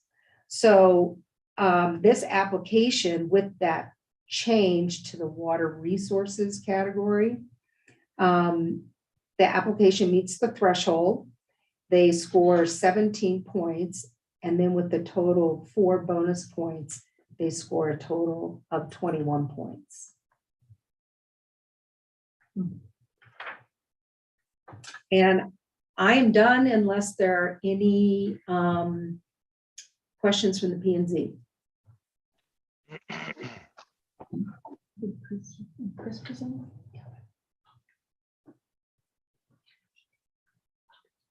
I have a question. Maybe it's for the applicant. Is the applicant still committed to the 325? Well, that's a good question, Joe. So the total financial commitment, let me run through that. And I know Chris will run through it as well. But the financial commitments that this application has made is $50,000 to the Maroon Creek pedestrian corridor with regard to the road systems category. They've made a commitment of $50,000 to WeCycle, and that falls within our transit and trails category. They've made a commitment of $50,000 to the Roaring Fork Conservancy. That's our water resources category. Then when you get down into the creative bonus points, they committed a total of $425,000 to Aspen Fire Protection District. Staff is suggesting that that $325,000 of the $425 is not considered. That will be part of their employee housing impact fund. Anyway, they've made a commitment of $100,000 to the Aspen Fire Protection District for their wildland fund. They've made a commitment of $100,000 to Aspen Strong for mental health initiatives, $70,000 to Aspen School District for their on-campus preschool, $30,000 for Woody Creek Kids, which is a daycare program, and then $100,000 to the Farm Collaborative. So if you take out the $325,000, they've made a commitment of $550,000 total. Got it, thanks. Thank you for that question, because I meant to clarify that. But again, this is a change in commitment after the application's been filed. Not a change in commitment. The $325,000 was misappropriated as a correct, thinking that they were going to provide money for affordable housing, and it was close to their employee housing impact fund.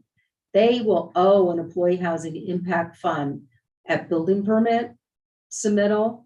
And so staff is recommending that the $325,000 come off of their total financial commitment they are recommending. Because it was conditioned on a trade-off for their housing impact fee. Right. But I also want to be clear, they were not staff, did not score a bonus point for that $325,000. So it does not change the score.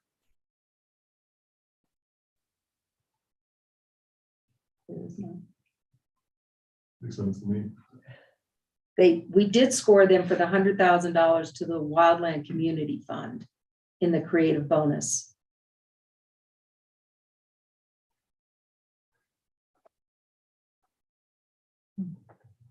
Chris Bendon? Yes, sir. Thank you. Likewise. Okay. Mr. Woodruff, I'd like to share my screen if I can.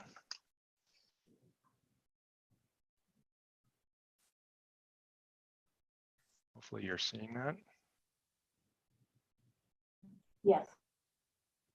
Okay. All right, thank you. Good evening. Chris Bendon with Bendon Adams here on behalf of Bear & Bolt. Ryan Kraft is on the call and he will be speaking in a minute. Kate Kraft is also called in and asked Bonnie to allow her phone to come into the meeting at the appropriate time. Also on the call is Michael Edinger. He is the project architect. He's with Alias Design. Also on the call is Erin Wackerly, who put the presentation together today, and I didn't get a chance to thank her as I was on a call when she was running out of the office. So thank you, Erin. And appreciate the commission's stamina through this scoring process. And I'll try to make optimum use of your time. I want to keep Monty intrigued throughout this. So 293 Heather Lane, as Leslie has described, it's in a developed neighborhood in Meadowood. It's an R30 zoning. Existing house has been there for quite some time, has most recently expanded in 2016. It has a 2017 certificate of occupancy, and that was accomplished under prior ownership. The property is not visible from Highway 82 or Castle Creek or Moon Creek roads. And it has low wildfire. It's not mapped in a wildlife area. There's no slopes to speak of. There's no waterways. We're not in an avalanche zone, clearly. We don't have any geologic hazards. And so we're really sort of have a clean bill of health in terms of hazards on this property. I mentioned in 2016, the home was expanded to its current size. And this is important in that it, at the time of the 2016 expansion, was assessed in a affordable housing impact fee. It was done under the same language as the code reads today under section 830-80. And that section allows for an exemption for areas of the home that have previously paid an affordable housing impact fee. So essentially that is the existing square footage.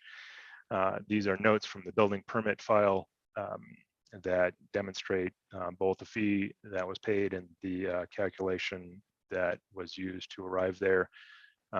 If any of you work with the Pickens County fee system. You probably recognize that sheet on the right. That was accomplished under permit number 0032.2016.APBK, and that CO was issued in 2017. So this application adheres to that exemption language and will be an assessed impact fee on the net new floor area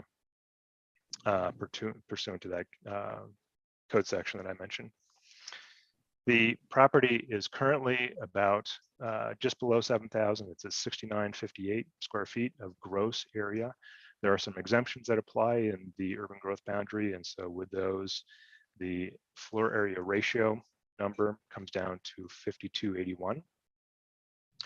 Meadowood properties have a sort of an exception or a special floor area pursuant to their subdivision approvals. So they have, each of the properties in Meadowood has a floor area ratio of 0.13 plus an additional 2,528 square feet of floor area. And like I said, that's pursuant to the subdivision approvals.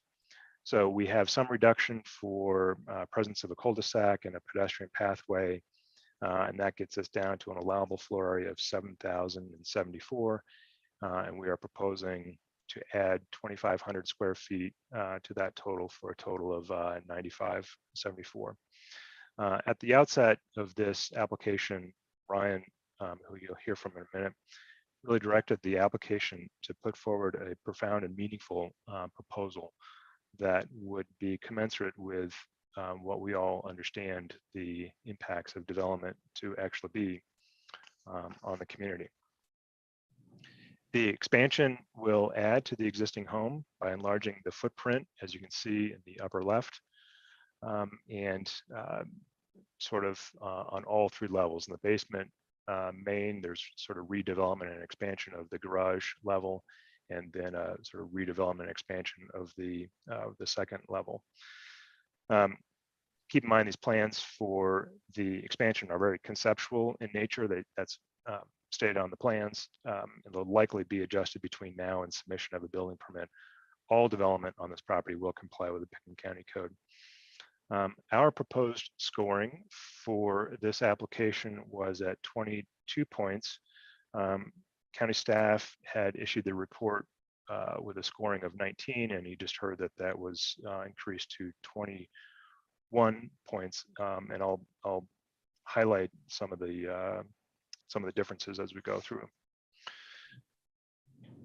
So, as I said, this is a developed subdivision, and there's really no identified infrastructure deficiencies in this area.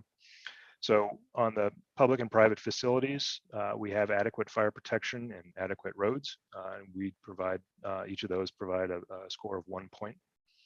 We committed $50,000 to the pedestrian safety in the Maroon Creek Road corridor. As a Pickens County project that is identified as a priority, we reached out to J.R. Fielding, and we hope to tick off projects on his work program. That gained us a second point in the road system criterion. Regarding transit and trails, we have committed $50,000 towards the county's recycle roundabout to ABC expansion. That again is a priority identified by Pickens County and on GR's list of things to get done on behalf of the county. And this provides for 2 points with the multiplier, that's a total of 4. Regarding the environment, we have committed $50,000 towards the Roaring Fork Conservancy. You've heard a lot about them tonight, and that is an effort to preserve in-stream flows, aligns with Pickens County's interests and values, and that provides 1 point. And we are sort of exceeding the Pickens County standards for how we treat water on the property. We are subject to the City of Aspen wells requirement. Those exceed county standards, and we claimed 1 point for this. We have no wildlife constraints, that translates to 2 points. We have no open space concerns and no hazard concerns. Each of those translate into 2 points. Regarding the creative bonus, we proposed a total of 5 points, and you just heard staff report that they are sort of counting 4 points. And so I want to focus on probably the biggest item, which is the development of affordable housing through current efforts of the Aspen Fire Protection District. So when we applied, this was in January, clearly the North 40 project was under construction. It still is, it's near completion. 2 other projects that were sort of on the books. And sorry, I'm going through these slides here. The one of the projects on sort of on the wish list for the Fire Protection District is a what's called a command center in Woody Creek, which would be a combination of incident command center during an event. Could be used as a community center during or training during non-event periods most of the time, with an affordable housing unit above. The other project that was under contemplation was at the Aspen Village to either repurpose interior space and or add on to the building to provide for affordable housing at that location. I think those efforts are still going on. Rick Ballantyne can report on that if you would like. We really tuned into the language on the criterion that allows the award of a point for the provision of affordable housing through alternate means. And so it sort of asks the applicant, go out, be creative, find alternate means. And the criterion uses the phrase, rather than payment of the impact fee. So go out, find alternate means of providing affordable housing, rather than payment of the impact fee. And so we keyed in on that language and proposed that $325,000, which was our estimate of what we would be owing, to be provided to the fire district in lieu of what otherwise would be payable to Pitkin County. Understanding that Pitkin County staff is now reading that language, saying that those monies cannot be diverted to an outside organization. We are fine with those monies being paid to Pitkin County. I'm sure there'll be some disappointment at the fire district for that. And we understand that an award of a point will not be granted for that. But that's sort of how we got there as sort of the background on that standard. The next is, one more on the Fire Protection District. And that is for monies to go to the community fund. We've committed for $100,000 there, and staff is seeing that as worth 1 point. Again, if you have questions about that effort, Rick Ballantyne is on the call and can address your questions. Next was a commitment to mental health for Aspen Strong to receive a commitment of $100,000. Aspen Strong is a trusted local mental health advocacy nonprofit. I'm sure you all know pretty well. These funds are seen as going towards a program called Root Down to Rise Up Teen Initiative. And this would seek to destigmatize mental health awareness in teens. Funds could also go towards the Insurance and Mental Health Fund. Aspen Strong sees a lot of obstacle around insurance for people seeking mental health services. Angelina Taylor and or Lindsay Lepo are on the call and can answer questions that you may have about the Aspen Strong program. Next is addressing quality childcare, and we are supporting 2 local organizations.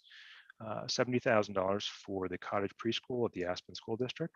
Funds are expected to be geared to early intervention for children with developmental needs and for the individualized education program, which provides special therapy for children with needs. We're also providing $30,000 to Woody Creek Kids. They have a facility at the Aspen Community Schools campus, as well as the Little Red Schoolhouse in Snowmass Village. And their big need is transportation, and these funds will assist in acquiring a bus. Christina Holloway and or Darylyn Cairncross are on the call. And if you have questions about their childcare efforts, they'd be happy to address those. Lastly, in terms of our commitments on the creative portion, we are committing $100,000 to the Farm Collaborative. This is a local nonprofit focused on sustainable farming practices. Their home is at the base of Cozy Point. Farm has been pursuing the Farm Center, which I'm sure you've heard much about, which will help nurture our young environmental stewards of the community. Ed Vardy is on the call, and if you have follow-up questions about the Farm Collaborative and their mission, I'm sure he would be happy to speak to those questions. We are, this is the scoring, our score on the right with the 22 points, and then staff's initial score of 19 has just been revised to 21. I think the one departure point is in that creative bonus regarding the affordable housing, and we're fine with the adjustment that staff is proposing for 21 points. Overall, we are very proud to present this project to you. We think it provides optimal value to the community. We think it demonstrates both the passing score and the hopefully the highest score within your mix tonight. And we've certainly enjoyed the support of folks that we've reached out to in preparation of this application. Ryan Kraft is the homeowner along with Kate Kraft. They're both on the call. Ryan is on the Zoom call and Kate has hopefully been able to call in. And they would like to say a few words about the application. After his comments, if you have any questions for me, we'd be happy to address questions of the commission. Thank you. Thanks, Chris. Ryan or Kate? Ryan Kraft, I believe Kate might still be on. She actually is pregnant and due in December, so I don't know if she had the stamina to put the two young kids to bed that we do have. Kate, I don't know if you're on. Say hi. She was trying to get in. I don't know if she was giving. Hello, I'm here. Hi, Kate. So Kate and I are recent Aspen full-time residents. We have a 4-year-old and a 2-year-old. If you were wondering what Bear and Bolt was, that's Colby Bear, and Crosby with the Z sound has turned into a lightning bolt iPhone emoji when referencing our 2-year-old. That's why we're asking for more space. I grew up in a family of 5 in South Florida. When we were lucky enough to go ski once in a while, the first place we always came was Snowmass. So this is a very special place for me. It took a pandemic for me to convince my California wife that this is absolutely paradise. And I think 18 times yesterday during the 4th of July and the parade and everything that was amazing yesterday, we just got to pinch ourselves. So we look at this opportunity, and thank you again for the honor of reviewing our application, but we look at this as an opportunity to be part of the story of the legacy that is this valley and this town. We look at this as an opportunity to give back, and we are very grateful to be able to do that. And hopefully we can expand the house to be able to accommodate more children. So with our 3rd on the way, I'm still arguing with Kate. I would love a 4th because I was, again, one of 5. She was one of 3.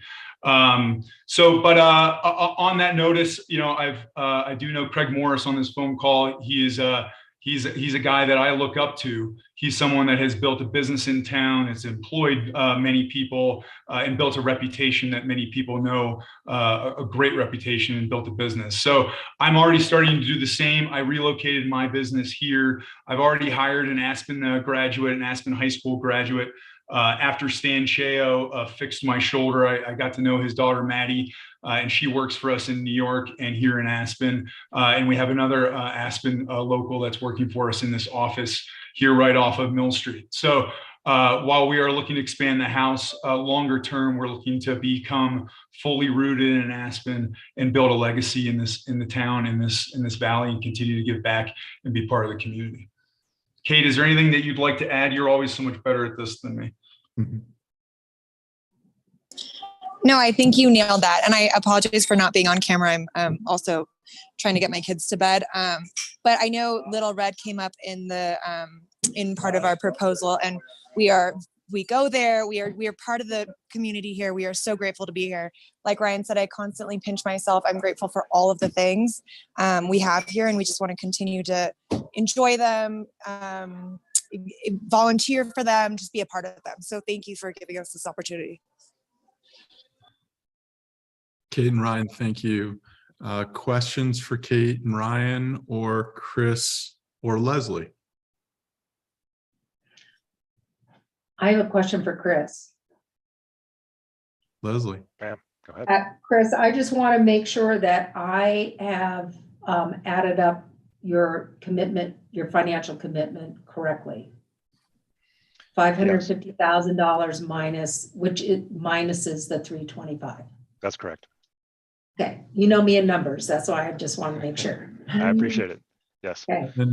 And just while we're on that, so staff has been through that the applicant cannot reallocate the funds in lieu of the employee impact fee.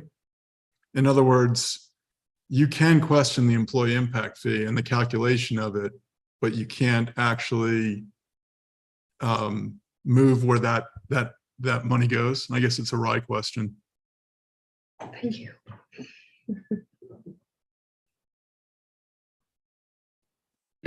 I think I understand your question, Jeff. The funds, the commitments made during the GMQS process cannot later serve as a credit for employee housing mitigation, the impact fee associated with that. Okay. So any dollar amount that is made as part of a commitment today does not credit against the future calculation of that fee at building permit in the future. And so the follow-up question, since Rick is on the line, and just more importantly, again, from a community standpoint, Rick has 2 dedicated needs. Could the applicant, through Chris, apply? And again, this is outside of GMQS, you could say table it, but could they at building permit, the same way someone could fight the impact fee, allocate the impact fee to, the benefit of AFPD? Yes, they could. And I also want to make a clarification because maybe I wasn't following closely enough, but there's nothing stopping the applicant from making the proposed commitment to the fire district now. There's nothing, the county is not saying you can only make this commitment to Pitkin County.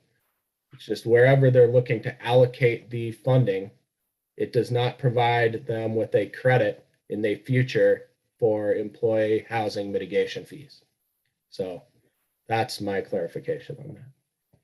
And Mr. Woodruff, our impression, understanding more now, our impression was that we could sort of divert those funds over to AFPD. We were not looking to pay double. We were looking to pay one fee and allocate it to an organization that we thought would be beneficial to the community, to the application.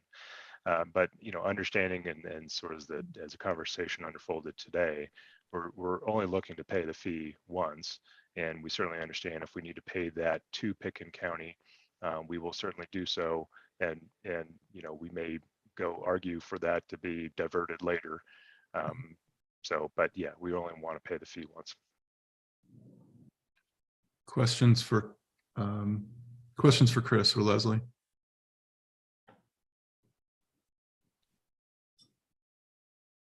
Commissioner, questions or comments? So this is where I'm going to turn back. Chris, thank you very much for the presentation, and Laura and Ryan, appreciate your time as well. And you're welcome to continue on. It is 7:30. We are about to open up to public comment. If I do not see any hands from commissioners, this is a public hearing. At this point, the public comments can address any of the 3 applications, and both the applicants' representatives, as well as staff is here to field that. At this point, we're opening the public hearing. Miss Angelina Taylor, would you like to say anything?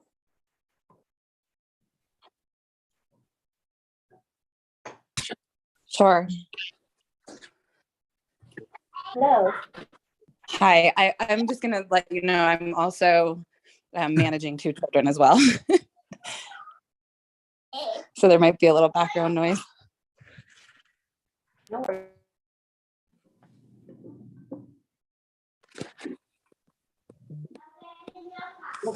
Was there a question? No, I think Bonnie's opening it up to public comment and you happen to be an A. I'm a W, so I'm always the last one to call, but I think you got the benefit of being the first. She's just Oh, gotcha. on the attendees list. Gotcha.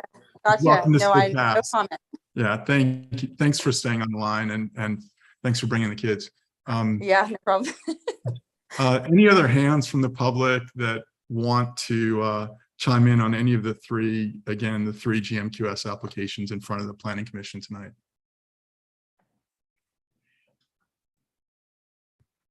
Sarah Barrows, would you like to say anything tonight? No, all good. Okay, perfect. And then last but not least, Mr. Steve Witt. Steve, do you have any comments tonight? No. Thank you for asking. I have no comment. Thank you. And that is everybody. Excellent. And I do want to say thank you at this point before we go to scoring to WeCycle, to Rick Ballantyne, to Open Space and Trails. And I'm going to leave everyone out. I know it's not a Grammy night, but I realize that each of these organizations are being reached out to by multiple applications. And there's a significant use of your time and resources. So, Rick, I know that you're called on each time. And so we really do appreciate, especially since we've been operating virtually, the referral comments from each of the, the organizations within Pitkin County. And again, to Merta. So to each of you who've joined us this, tonight, even though you haven't chimed in necessarily or been called on, we really do appreciate all the comments and the in-depth and thorough analysis that you apply to each of these applications. It really makes our job much easier. So thank you. Any other commissioner, any public comment at this point? Any hands? I will leave open. This is Rick. Can I? Yeah, This is Rick. Can I make a quick comment? Thanks. Please. First of all, I just want to say thanks to everybody. I know all 3 of these applicants have some sort of we have some sort of stake in it, and I just want to say thanks to everybody because and if you have any questions about the Wildfire Community Action Fund, Ali Hager's also on the line, can comment on that specifically. But just want to say thanks to everybody who's considering Aspen Fire Protection District for some sort of allotment. We appreciate it. And if you have any questions regarding the Woody Creek project, I'll give you a brief oversight of that if you'd like, for a minute or two. That was started. That project came to me from Janet Silverline, who was a longtime Woody Creek local, who came to me several years ago trying to find a place for a Woody Creek community center, and we talked quite a bit, and we kind of put that in works. And unfortunately, she died, I think, around Christmas time, so she wasn't able to forward that. So for her sort of memory and for her legacy, I thought this was a very reasonable and very, very, very, very good cause to bring forward. So if there was some way of bringing that forward, certainly Aspen Fire Protection District would honor her memory and bring this thing forward in the best way we could. So that's what I wanted to say about that. Any questions that I'm happy to answer them. Any questions for Rick? When do you get a CO for the North 40? You're on mute. Oh, sorry. We're looking for hopefully before August 1st or before to get some first responders moving in there. Thanks for asking. No, and congratulations to you and to Chris and again for everything you guys are doing in the Valley. So appreciate your time and joining us this evening. Thank you. Back to Suzanne Wolf. I don't know, back to me, but I'm happy to. I mean, this is the point where I guess you all either take a vote if you would adopt staff scoring on each application, or if you can just upfront say we know we're not going to go there. I guess then you would we'd move into scoring mode. But I guess that would be the initial question: is you know, do you all want to score these applications individually? Or would there be a motion to adopt staff scoring, in which case you'd have to do it for each application separately? So at this point, I'm going to do a quick roll call vote. It sounds very undramatic. So this is pursuant to section. Before we do that, can Rye say something? Rye has his hand up. Please. Thanks. I just wanted to address the board's question about the 41 Aspen Oaks application, and specifically with respect to the commitment regarding transit. When I look at the application, and specifically page 12 of the application that was submitted by the applicant, as well as Exhibit S that was part of that application, which is the letter from WeCycle, it seems relatively clear that the thrust of the applicant's commitment was to pay for the entire construction of the WeCycle docking station at the Buttermilk BRT. The WeCycle's letter of June 29th, which is a supplement to the application, also confirms that the intent was not necessarily the $30,000 commitment, but was rather the commitment to construct the entire or fund the entire docking station payment. I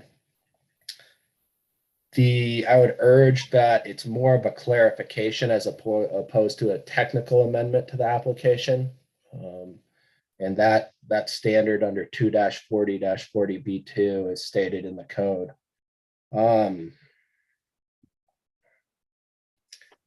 Staff has expressed for the record that clarification did not change their scoring recommendation. And I would urge the P&Z, if they do choose to score this application, to use their discretion in applying the proportionality standards and evaluate what the intent of the commitment was, and utilize that discretion judiciously. So that's what I've got on that. I don't think that the last thing I would say is that I would expect, given that commitment, that if the dollar amount went up for the WeCycle docking station, that the applicant would be similarly willing to cover any additional costs between now and when it goes in. And that's based on what I read in their application and what they intended to do. So that's all I got for you guys on that. I'm happy to try and answer any questions on that if I can.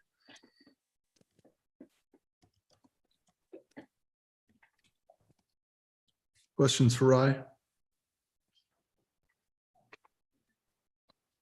Mike?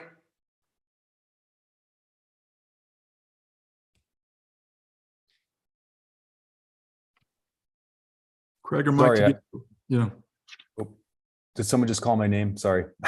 That was Craig. Did you have any questions for Rye on his clarification? Yeah, thank you, Rye. Are you suggesting that because the 30,000 goes to 50,000, that P&Z should look at that and consider increasing the score? Am I understanding that? Sorry, I apologize if I wasn't clear on that. No, I think that to Jeff's specific question about whether the $1,000 was somehow a violation of the amendment provision of the land use code, I don't think that it is. I think the intent of the application and the applicant's intent was to fund the construction or the purchase of the WeCycle docking station, and that they have clarified that intent today, as well as through the most recent letter that our planner obtained from WeCycle. So I consider it less of an amendment to the application and more of a clarification as to the intent of the applicant. So that's great. Yep. Thank you.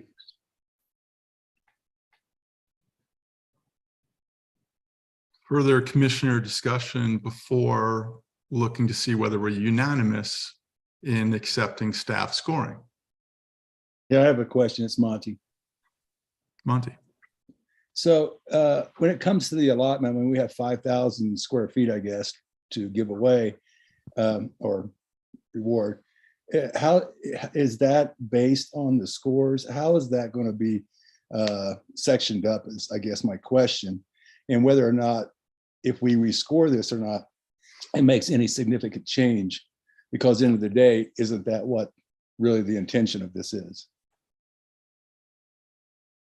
I can jump in. So Monty, forget the first part, right? I mean, they get ranked based on the scores. So the highest score gets their square footage off the top.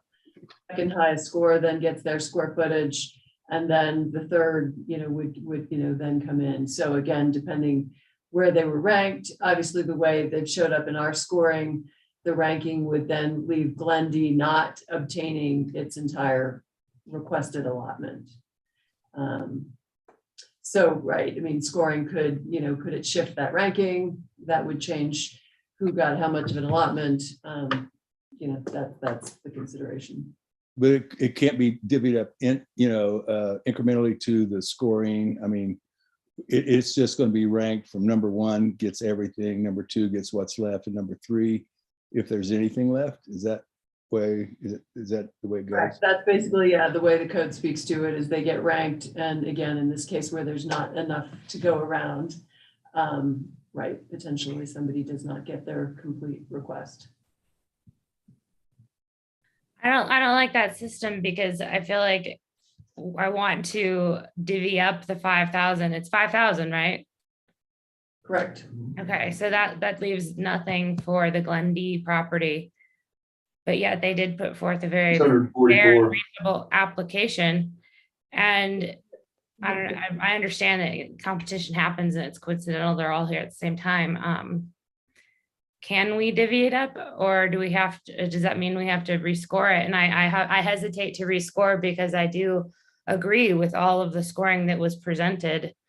And the applicants were quite on point with their, with the exception of several creative points.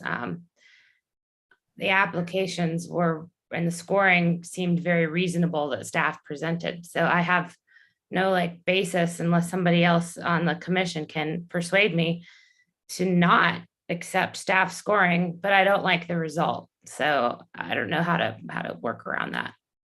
I agree. Motion for code amendment. Hey, do you guys understand the conundrum we're in? I can't find a reason to not accept staff scoring. I can't either. I mean, I don't think there's going to be a significant difference in scoring whether we do it or not. But the thing is it takes a total code amendment to be able to allocate the square footage differently. Yeah, I mean, the code would not allow you to do anything other than rank them and play it out, that way. Right, the allotments were reduced a couple of years ago. So that's, we brought it to the 5,000. That's all that's available. And for better or for worse, this is the way the game is played under today's code. Is this the allotment for the year now? Is correct. I remember when we reduced it, because at one point it was like 20 some thousand or something, and we dropped it to 5. Yeah, I don't remember what it was in the UGB, but it was a substantial reduction. And we did also at that time, take away, there used to be the option to compete twice a year, but it was still, if the entire allotment went away with the first competition, there was none left for the second. So now it's just an annual, like the other competitions. Mm-hmm. Well, my comment would be that I think the applications were all really well done and well presented and really well vetted by staff. And frankly, we could quibble about a point here or a point there, but I don't think it would change the ranking. Right. So I'd be inclined to accept staff scoring. I agree. I would agree too, to accept staff scoring, because if we quibbled on it, I don't even think it, like Joe said, it would change the way that the cookie has crumbled. So the only person that hasn't chimed in on agreement, which it's required to be unanimous, would be Zach. Yeah, I was just, I would agree to accept staff scoring, but I would also definitely be interested in a future date and time in talking about, like, I agree with Chelsea and Joe in talking about adding a code amendment where it, like, if we decided to score it ourselves, it would trigger the ability for us to allocate the square footage as we wanted and sort of spread it around. And I think that would be a very interesting thing for us to talk about, because I mean, right now with 1,000 square foot, 2,356, 2,500, I mean, we're only 856 square feet over the 5,000. So if we did in the future have a code amendment that allowed us to, if we decided to score it ourselves, we could also decide what percentage or how many square feet we allocate to each project. It would really be something I'd be interested in talking about. So the good news is we're about to start this wonderful growth committee process. So everyone can debate chapter 6 ad nauseum. At this point in time, the chair believes that we meet the standards of 64020, which is general standards for allotments and competition. The applicants have identified how they have met each of the criteria within the growth management system. I'm hearing the quick roll call vote. There was no motion, but it sounds like we've unanimously adopted staff scoring, which would be 14 for Glendi Drive, 16 for Aspen Oak Drive, and for 293 Heather Lane, a nail biter at 21, in which case 293 Heather Lane would receive a growth management quota system allotment of 2,500 square feet. 41 Aspen Oak Drive would receive 2,356, and 31 Glendi Drive would receive 144 of their 1,000 square foot request. I come up with 644. I do not have the Mike Kramer Oh, calculator. I'm sorry, it's 144. You Sorry, and Leslie sorry. need to work on your math. I appreciate everyone's corrections, but it was 144 for Glendi Drive. Out of curiosity, I hope that doesn't like change the two families' plans and they go ahead and build another house. And I don't know if the applicant's still on the phone to explain that the result of this result and how that impacts whether the two families maintain their co-residence. But I hope that they do, because I think that's a pretty clever idea, despite this not resulting in their allotment of 1,000 square feet. And I agree with Zach and everybody else. I think we should take a look at that in the future and be able to maybe do something a little bit more fair for everybody when it comes up to these things. Yeah. And just for the applicant of Glendi Drive, there is on page 61, there is room for the appeal of the application for the Gmqs allotment, and that would be with the Board of County Commissioners. So the applicant for Glendi Drive again can appeal the decision by the Planning and Zoning Commission this evening. Hey, Jeff. Yeah. It sounds like you guys are getting close to making a decision or have made a decision, but if you could formalize that in a motion, that'd be great. Maybe somebody can make a motion and then have board comments before calling a vote on it. I'm sure you're going to do that, but I just wanted to get there. Yeah, I want to chime in too, right? There'll be a motion on the scoring. And then all three of these applications do also have a separate resolution for the site plans and other portions of the application. So you will then need to do, motions on those resolutions and any further discussion, because I think a few mentioned maybe some changes to that reso language. So at this point, I'd entertain a motion from Pitkin County Planning and Zoning unanimously accepting the score of staff for the GMQS scoring. So moved. That is a first. I need a second. I'll second the unanimous scoring. Further conversation regarding unanimous scoring of the GMQS application for the UGB 5,000 square foot allocation.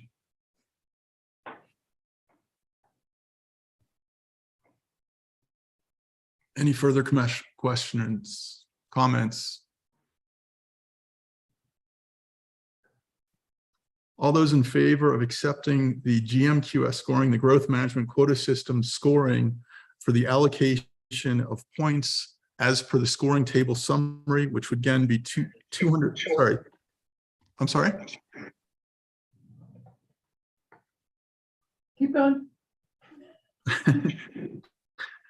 At this point, we have a first and a second, no additional comments from the commissioners. At this point in time, there's a motion on the table, which is accepting staff scoring of 21 points for 293 Heather Lane, 16 points for 41 Aspen Oak Drive, 14 points for Glendi Drive, which again is the residential GMQS scoring for the UGB of 5,000 square foot in allotment.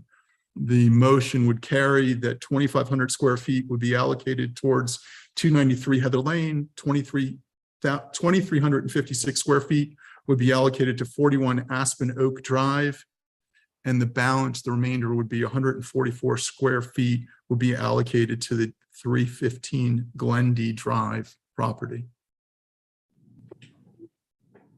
All of those in favor? I'm going to go Chelsea. Aye, in favor. Joe. Yes.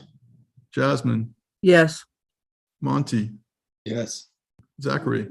Yes. And Jeffrey's yes, it is unanimous. We have completed the GMQS competition. We still have 3 resolutions to go through this evening with a few minor edits, it sounds like, both from staff, and I think Mike Kramer had some edits. I'm going to start with Glendi Drive, which is, and the resolution reads, determination of the hearing officer, Pitkin County, Colorado, approving the Johnson Family Trust and Mark Altman's revocable trust activity envelope, site plan review, and special review for a caretaker dwelling unit.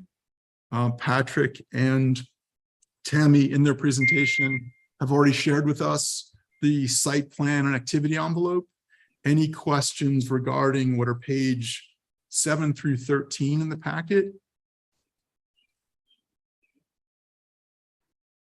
I guess, Jeffrey, I think you just want to acknowledge that their site plan obviously would, if they're going to utilize this allotment, be revised. That some of the representations made about how the square footage would be used would change.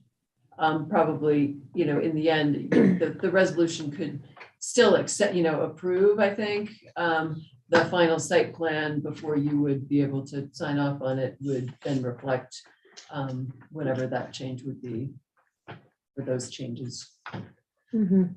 So, and then number 6 would be a score of 14 points. It ranked 3 in the GMQS competition scoring and making the applicant eligible for an allotment of 144 square feet with the resolution number to be filled in.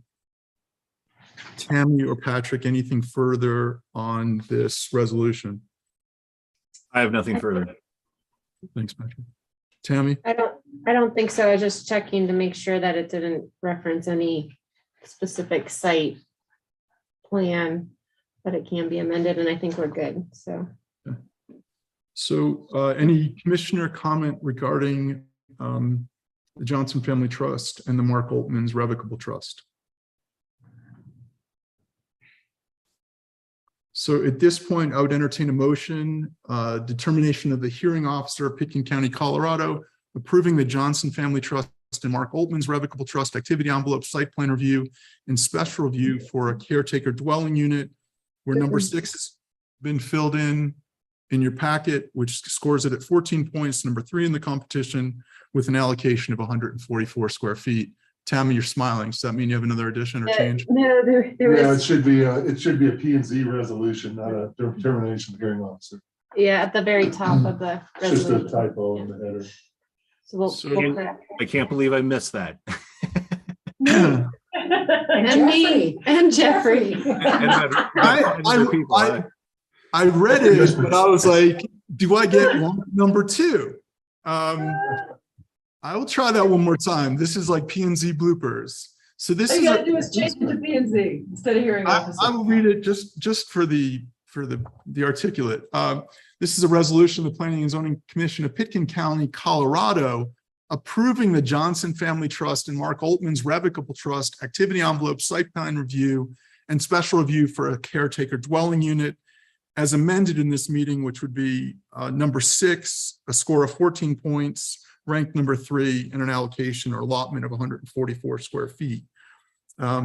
Chelsea. Is that a motion? Sorry, Yeah. I would entertain a motion. It's Sorry, 8 o'clock.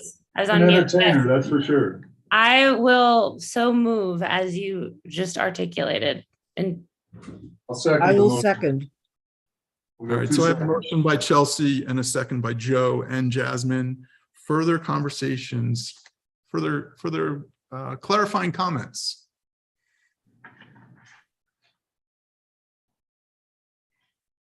Seeing none, at this point, we have a motion and a second, a resolution of the Planning and Zoning Commission of Pitkin County, Colorado, approving the Johnson Family Trust and Mark Oltman's Revocable Trust activity envelope, site plan review, and special review for a caretaker dwelling unit with, again, number 6 filled in as 14 points, number 3 in the Gmqs scoring, and an allotment of 144 square feet.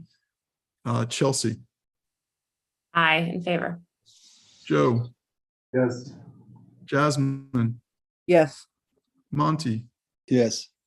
Zachary. Yes. And Jeffrey. It is unanimous. Thank you, Patrick and Tammy, for all of your time and for the applicant for joining us this evening. Take care, guys. Thank you, Patrick. So next, we have 41 Aspen Oak Drive. And the header is properly labeled. Thank you. I know Mike is still on the phone. We had a couple of questions and edits regarding the resolution of Planning and Zoning Commission, Pitkin County, Colorado, granting approval for the Craig S. Morris Revocable Trust, Mariah K. Morris Revocable Trust, site plan review and special review for a caretaker dwelling unit. I think section 7 has got a typo in it. It says 15 points and it's 16. It's 15 plus a 1-point bonus, which would be 16. Oh, I see. Okay, got it. So I would leave it as is on number 7 because that is where we landed. And Michael, I'll just, go ahead. I just want to point out that I'm revising, let's see, 8I about exterior lighting based on your email, Jeffrey, just to add some clarity that exterior lighting will be required to comply with the building IBC. And then let's see, number 10A, on recitals, the Planning and Zoning Commission further finds that the existing on-site water treatment system will be required to provide some documentation that the 2-bedroom CDU can fit in the capacity. So those were the things that I'm working on.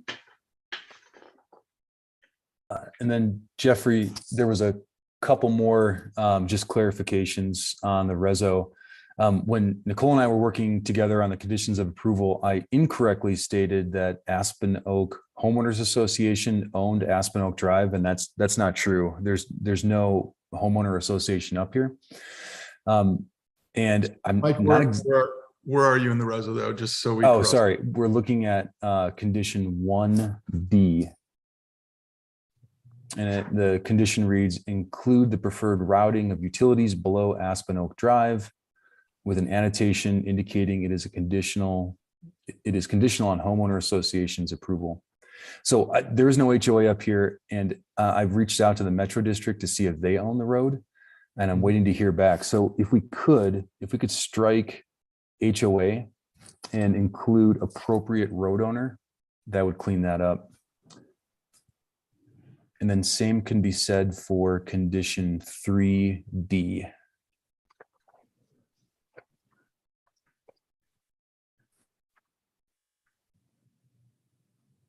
And I think we had changed to 8 or to 4C, where it has the 30,000 to recycle. Yep, that's correct. That was my next one, Joe. Thanks.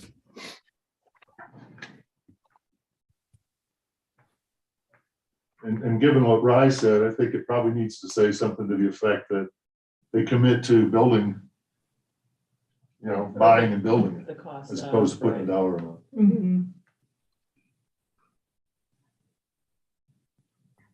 That was gonna be my suggestion, as long as that, it sounds like that's the applicant's intent, so.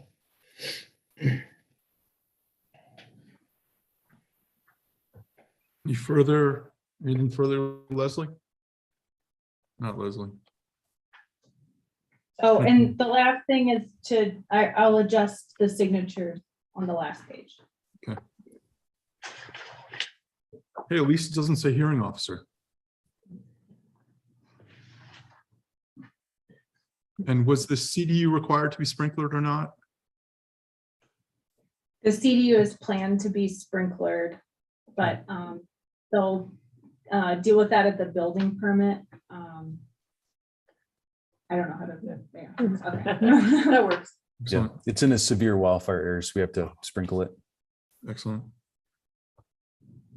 Anything else? That's all for me. Covered everything? Are you guys okay if I say as amended? At this point, I will accept a motion, a resolution of the planning and zoning. Actually, one thing is, in Nicole, in your language, do we actually put the 2356? We codify that?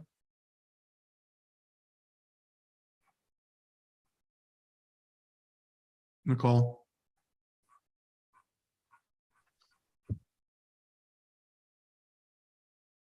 Is Nicole on mute? I think they're frozen. They're not moving. That's cool. We hit the 3-hour time frame. You can't have a Zoom meeting longer than 180 minutes. My question for Nicole, if she gets unfrozen, is I want to make sure that the allotment, which is 2356, which is the most important part of the application. Did you put it in the other one, Jeffrey? We did. The recitals are different in this than the Glendi. And the language is different than what was in Glendi. So in number 7, we include 15 points, 1 point bonus. Yep. Total. Sorry, give us a second, because the room here dropped out. I think our power ran out. So we did not hear the final vote. So we didn't vote. We were circling back for one more question. Okay. On the resolution, I would like number 7 for the total allotment to change to 2356, which is the same as what we just did for Glendi. So it does the score, the bonus, and it also should say that they scored number 2, because the resolution is what the BOCC will see. So for consistency, what I'm arguing is, sorry, I'm not arguing, but I'm just still upset by being called a wonk. So the recital on page 152 or number 7, the planning commission gave the GMQS allotment application a score of 15 points plus 1 additional bonus point for a total of 16 points, which exceeds the threshold and makes the applicant eligible for the allotment of 2,356 square feet.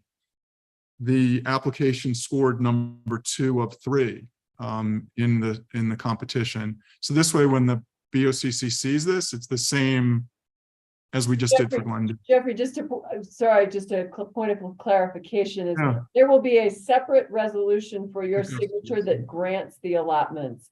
And it will call out all of that information about who gets what and why and how. There's no harm in also including it in this resolution, but just to be clear, you do not have this other resolution in front of you since we didn't have your scoring yet. But there is a separate resolution, which is the one that will forward to the BOCC to reflect your scoring. Sorry to be pedantic. Any other questions, clarifications? Mike? So what should the language read? Should it read? Well, we'll make them all consistent with what they talked about. Okay, match So, 10, yeah, that's what I got. We can circle back on that. Okay. Yeah. Yep. Jeffrey, we're comfortable with those amendments as stated. Excellent. And Craig and Michael, thank you for hanging in for all of this. At this point, I will accept the resolution of the Planning and Zoning Commission of Pitkin County, Colorado, granting approval for the Craig S.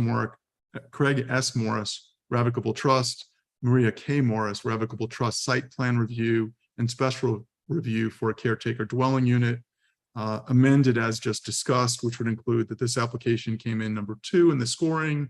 They received 15 points plus 16 points, 15 points plus a 1 point addition for an allotment of 2,356 square feet. We updated the exterior lighting as per code, and we updated the language in terms of OWTS. And we updated one more, Mike, what did I forget? The homeowners association. And striking the HOA. I make a motion to approve the resolution as amended. Second. So Joe and Jasmine second, Chelsea's a resolution. Any further discussion? Thank you, Jeffrey. Thank you, everyone, and for all your time. Likewise. I'm Thanks, Frank. going to stay on until it's all over because this is really fun. Thanks, Craig. All right, take a roll call, Jeffrey. At this point, we have a resolution of the Planning and Zoning Commission of Pitkin County, Colorado, granting approval for the Craig S. Morris Revocable Trust, Maria K. Morris Revocable Trust Site Plan Review and Special Review for a caretaker dwelling unit. Roll call vote. Chelsea? Aye, in favor. Joe? Yes. Jasmine? Yes. Monty? Yes. Zachary? Yes. And Jeffrey's a yes. It's unanimous. Again, Mike and Craig, thank you for your time. So we have Thank you, everybody. Thank you. Thank you. We have one more resolution, which is 293 Heather Lane. Yep. 293 Heather Lane received 21 points, an allocation of 2,500 square feet, and came in number 1 in tonight's competition. At this point, I have a resolution of the Planning and Zoning Commission of Pitkin County, Colorado, and approving the Bear and Bolt Holdings LLC 293 Heather Lane activity envelope and site plan review. I don't see in the resolution header any GMQS allotment. You don't grant that with this resolution. There's a separate resolution for the allotment. Awesome. Awesome. Any updates or changes to the resolution as per this conversation? I'm assuming Yes. the big one would be the striking of the $325,000 for the AFPD housing fund, Yes. and that under the assumption that the unit is still subject to the employee impact fee. Yes. Any other changes to the resolution, Leslie? I was just going to fill in the blanks for number 7 under the recitals. Please. Yeah, Jeffrey said that. Yeah, you already did that.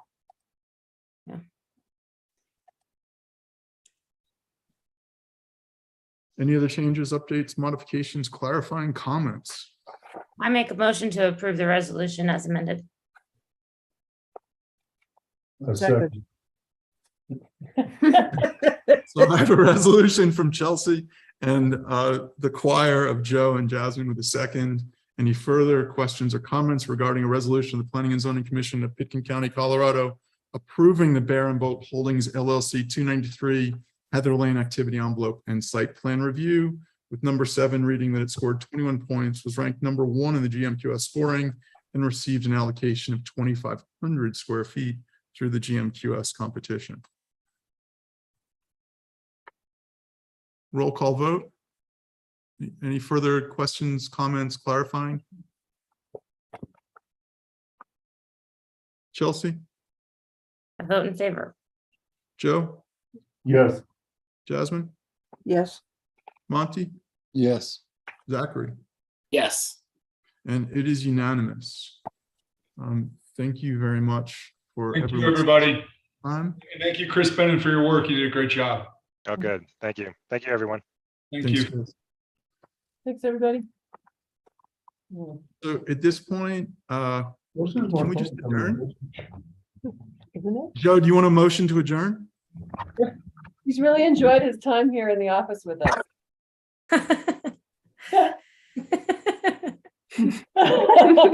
And But thanks, everybody, for Yeah. hanging in there.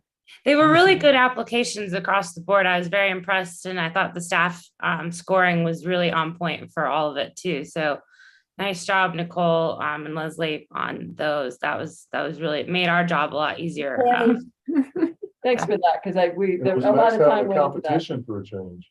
It made it really easy to flip back and forth through as well. Like in comparing them, I could easily just find every single section and compare and evaluate it. So that made it a lot more quick to read and review. So thank you. Nicole is creating templates for us. Yeah, I like templates. Me too. You have a new friend. Good. Grab some coffee sometime. Okay, thank you all. Thank you. Did you take a motion to adjourn? Yeah. I think the chair can just adjourn. Motion to adjourn. Perfect. Granted. Thank Good night, guys. Good night. Thank you, everybody, for your time. Pickleball at 41 Aspen Oak, whenever.